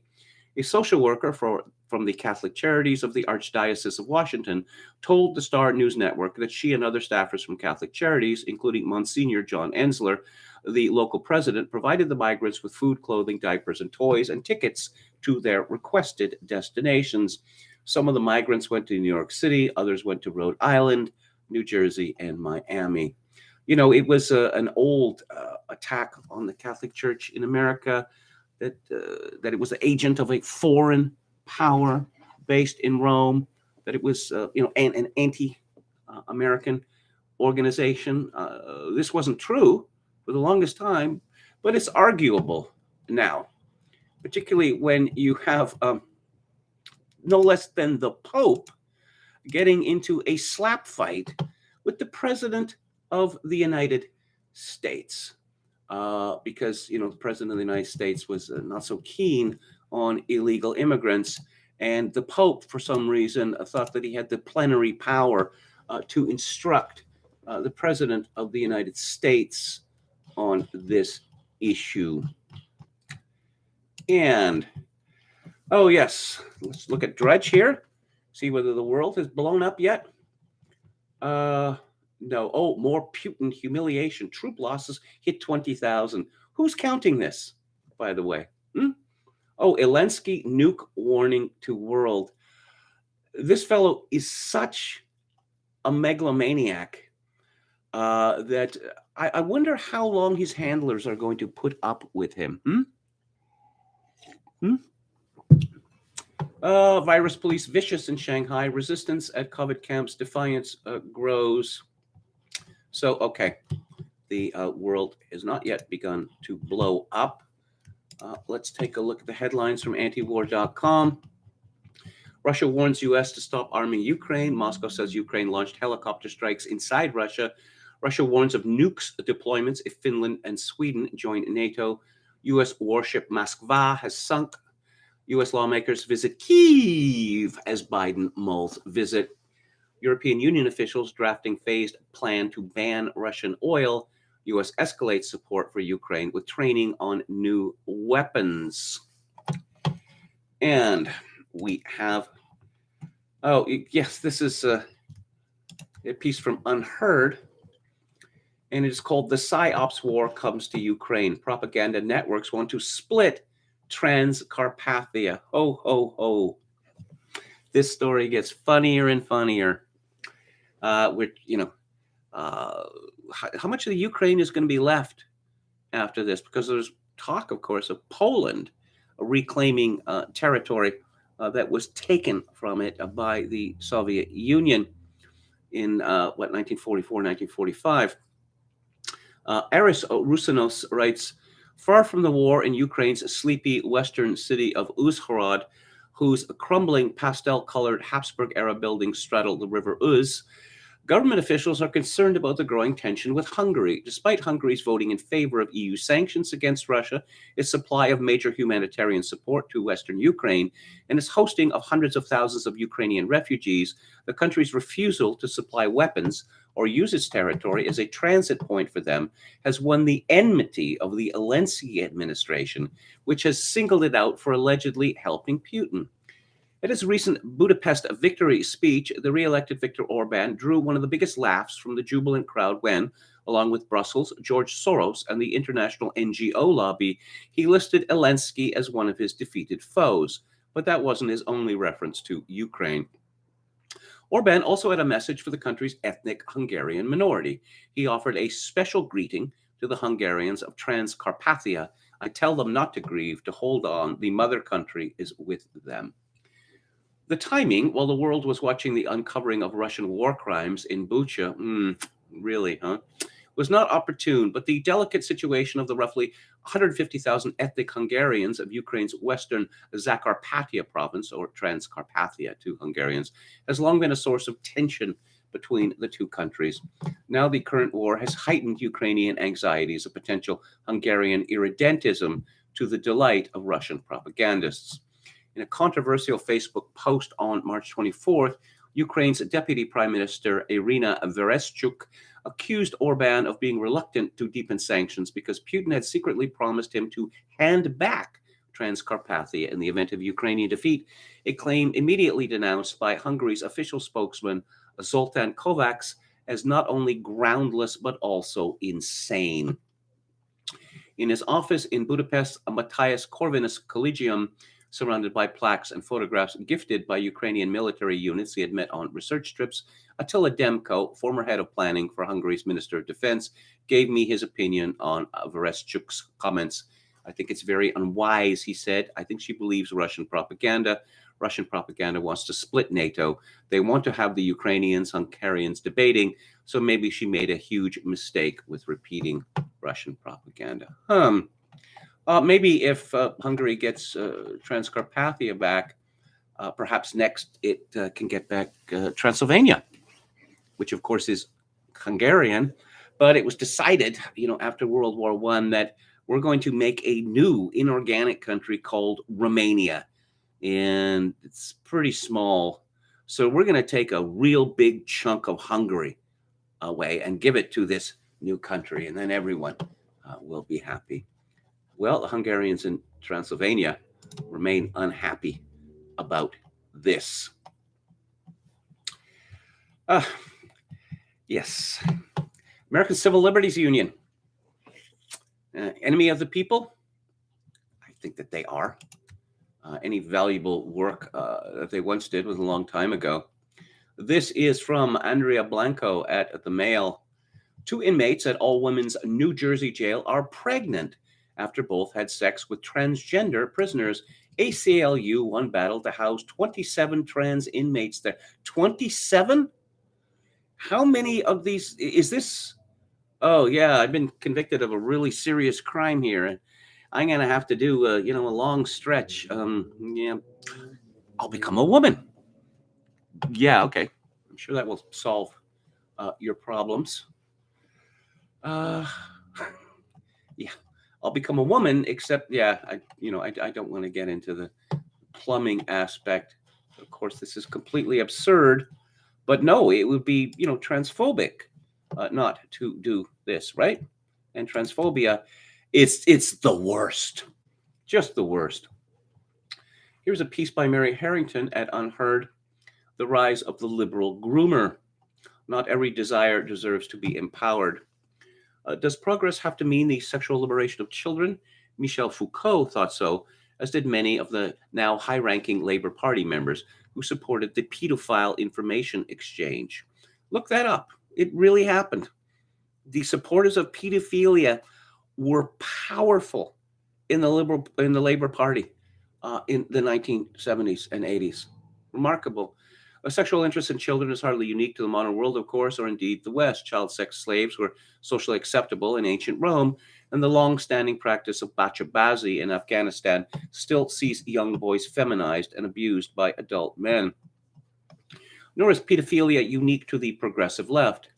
Just this week, a Tory MP, Imran Ahmad Khan, was convicted of sexually assaulting a 15-year-old boy, prompting fellow Tory MP and Alphabet People advocate Crispin Blunt to declare angrily that Khan's conviction was a dreadful miscarriage of justice and nothing short of an international scandal. But it is also true that since the sexual revolution, there's been a knocking on the door of progressive respectability by individuals with an intense interest in assisting the sexual development of children, and sometimes, as in the case of Foucault, questionable motives for doing so. Such activists invariably come armed with the logic of liberalism, using phrases such as agency, consent, and education. The resulting queasy blend of pleasure, freedom, education, adolescence burst into flames this week with news of a theater production, The Family Sex Show, coming to Bristol that offers relationships and sex education supposedly suitable for ages 5 and up. Harrington continues, cue public outrage, Mumsnet up in arms, and a petition to scrap the show at the time of writing has more than 30,000 signatures. It's a homegrown British version of an increasingly ferocious front in the American culture war, in which both sides are entrenched and convinced of their own righteousness. On one side stand those who argue for ever more extensive sex education in the name of alphabet people youth and sexual emancipation in general. On the other hand, those claiming to defend the authority of parents over their children, which they argue represents children's best protection against inappropriate adult sexual attention. Ho ho, very satirical. So far, this war has raged with characteristic American vigor. Recent examples are Legion, Texans in uproar over pornographic books in schools, school onanism lessons for 6-year-olds, drag queens on Nickelodeon. American conservatives are now pushing back at this efflorescence of sex chat for children, calling the vanguards of kid-friendly sexual emancipation groomers. On a practical front, conservative states have seen a spate of legislation constraining or seeking to constrain the nature and extent of sexual content that may legally be delivered to children in school. I think that should be zero.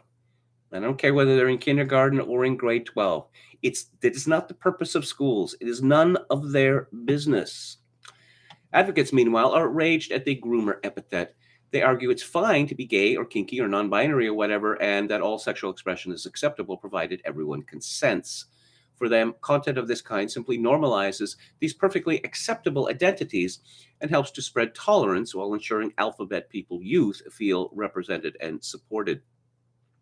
This moral standoff is the logical endpoint of a tug of war as old as liberalism. The question of who is responsible for shaping children and to what ends.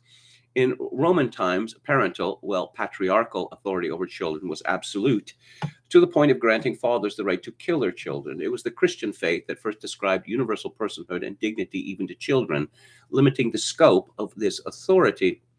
Christian teaching, though, still held that children should submit to their parents. It was the liberalizing thinkers at the wellspring of modernity who began winkling out people from under the authority of the church and children from under the authority of their parents.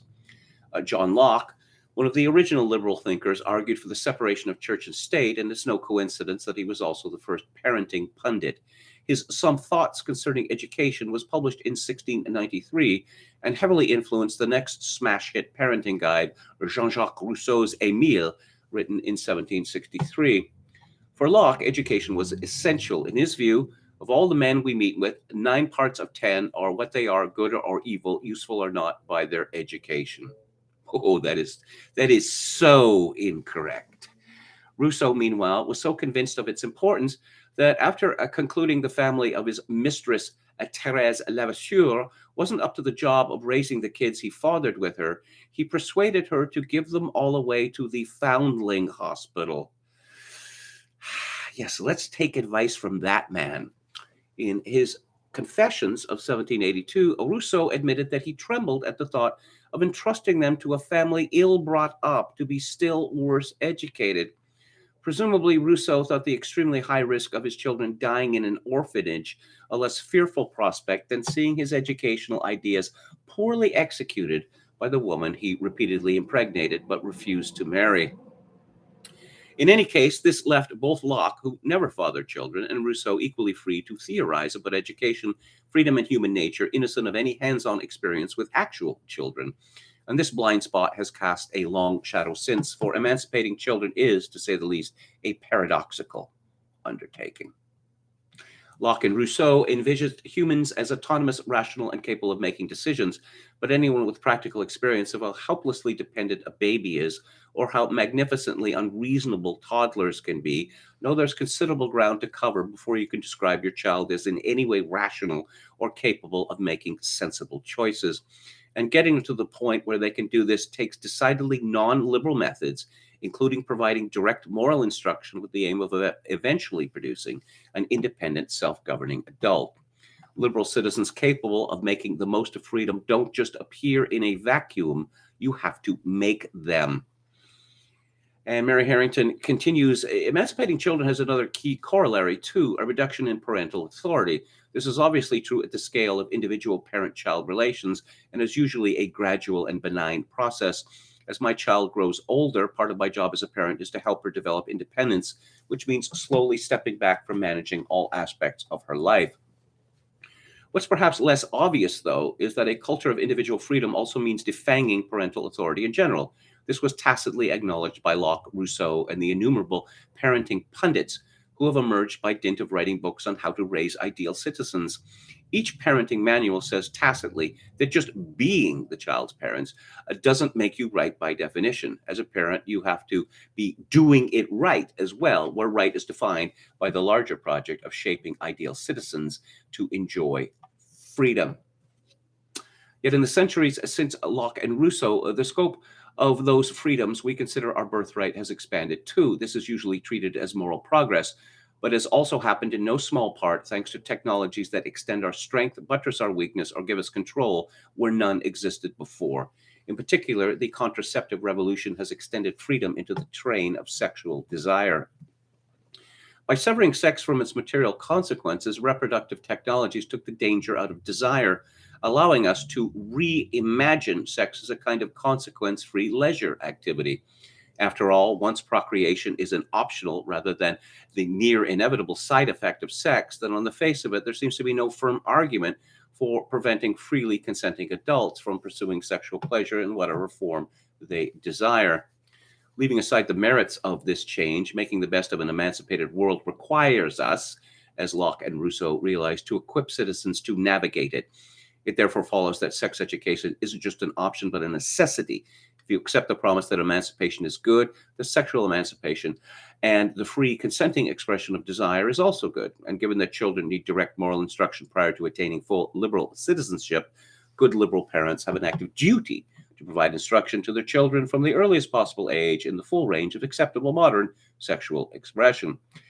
From this perspective, filling the heads of 5-year-olds with information about polyamory or onanism or non-binary identities isn't a precursor to sexual abuse at all, even if it's done against the wishes of that 5-year-old's parents.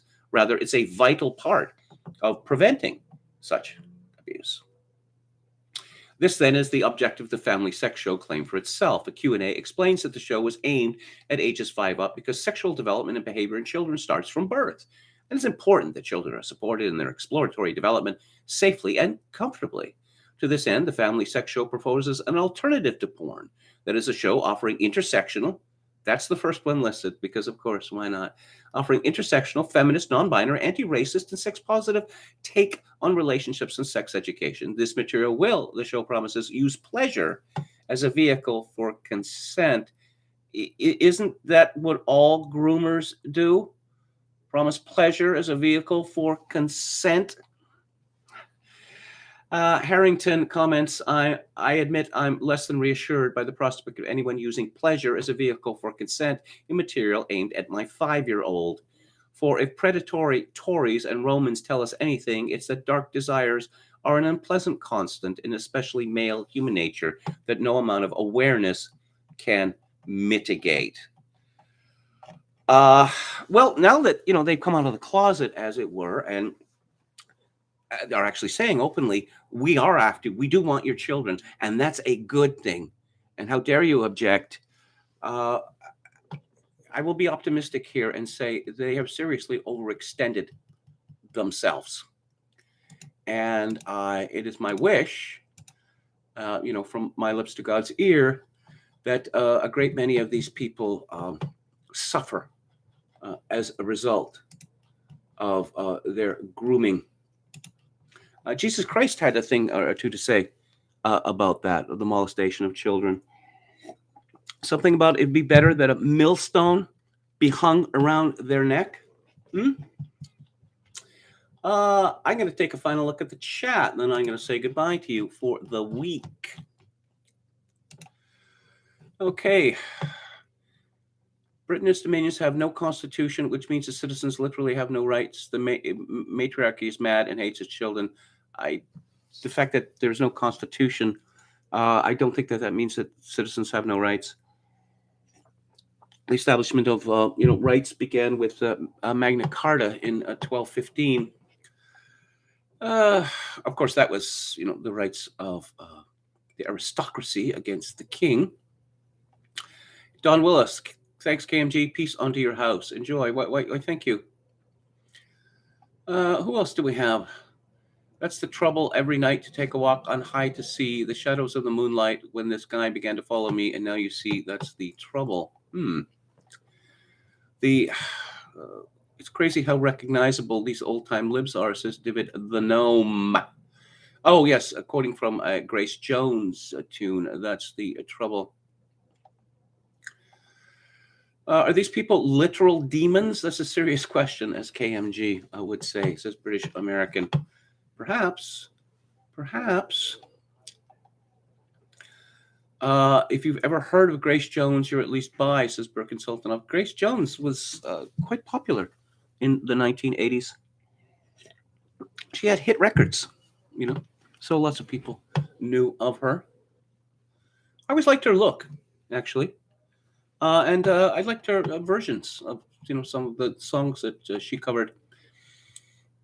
Weren't there accusations against Edward Heath along those lines? Said Emmett Kelly. Edward Heath was Prime Minister of Britain from 1970 to 1974, and he was a lifelong bachelor. Yes, but the problem is that after the scale of the Jimmy Savile debacle was revealed, something needed to be done, anything, with the result that a great many prominent men in Britain were accused, and this was publicized by the police, of sex crimes, with the result that many reputations were ruined. And, Rolf Harris went to prison. Of course, how exactly one can get a fair trial when, accused with a crime of over 40 years old, that isn't murder. Okay. I think I'm going to hear the scaffolds creaking under their burdens, says British American. Okay. Slave to the Rhythm is great, says Palcasso 88. I'm trying to name the producer that was responsible for that and so many other hits. Like It Goes to Hollywood. Yes. And Grace Jones. Okay. Yeah, I can't remember that fellow's name. The Art of Noise. He was involved in that too. I really like The Art of Noise, actually, particularly their first record. Trevor Horn, of course, it's Trevor Horn. Okay, so that's it for today and for the week. I'll be back next week, and I'd like to thank you all for tuning in. I greatly appreciate it. If you would like to make a donation to this live stream, my PayPal account is linked to kevin_grace@hotmail.com. And if you are in Canada, donations to the live stream may be made directly via interact@kevingrace@shaw.ca. And as always, I leave you with this benediction in these days of social atomization and civilizational collapse. I do dearly wish that you, my dear viewers and listeners, forge a genuine human connection in order to ease the burden. A howler from Kevin. Yes, even Homer nods, as they say. I referred to a book by Grace Jones, did I? Okay. Anyway, good night.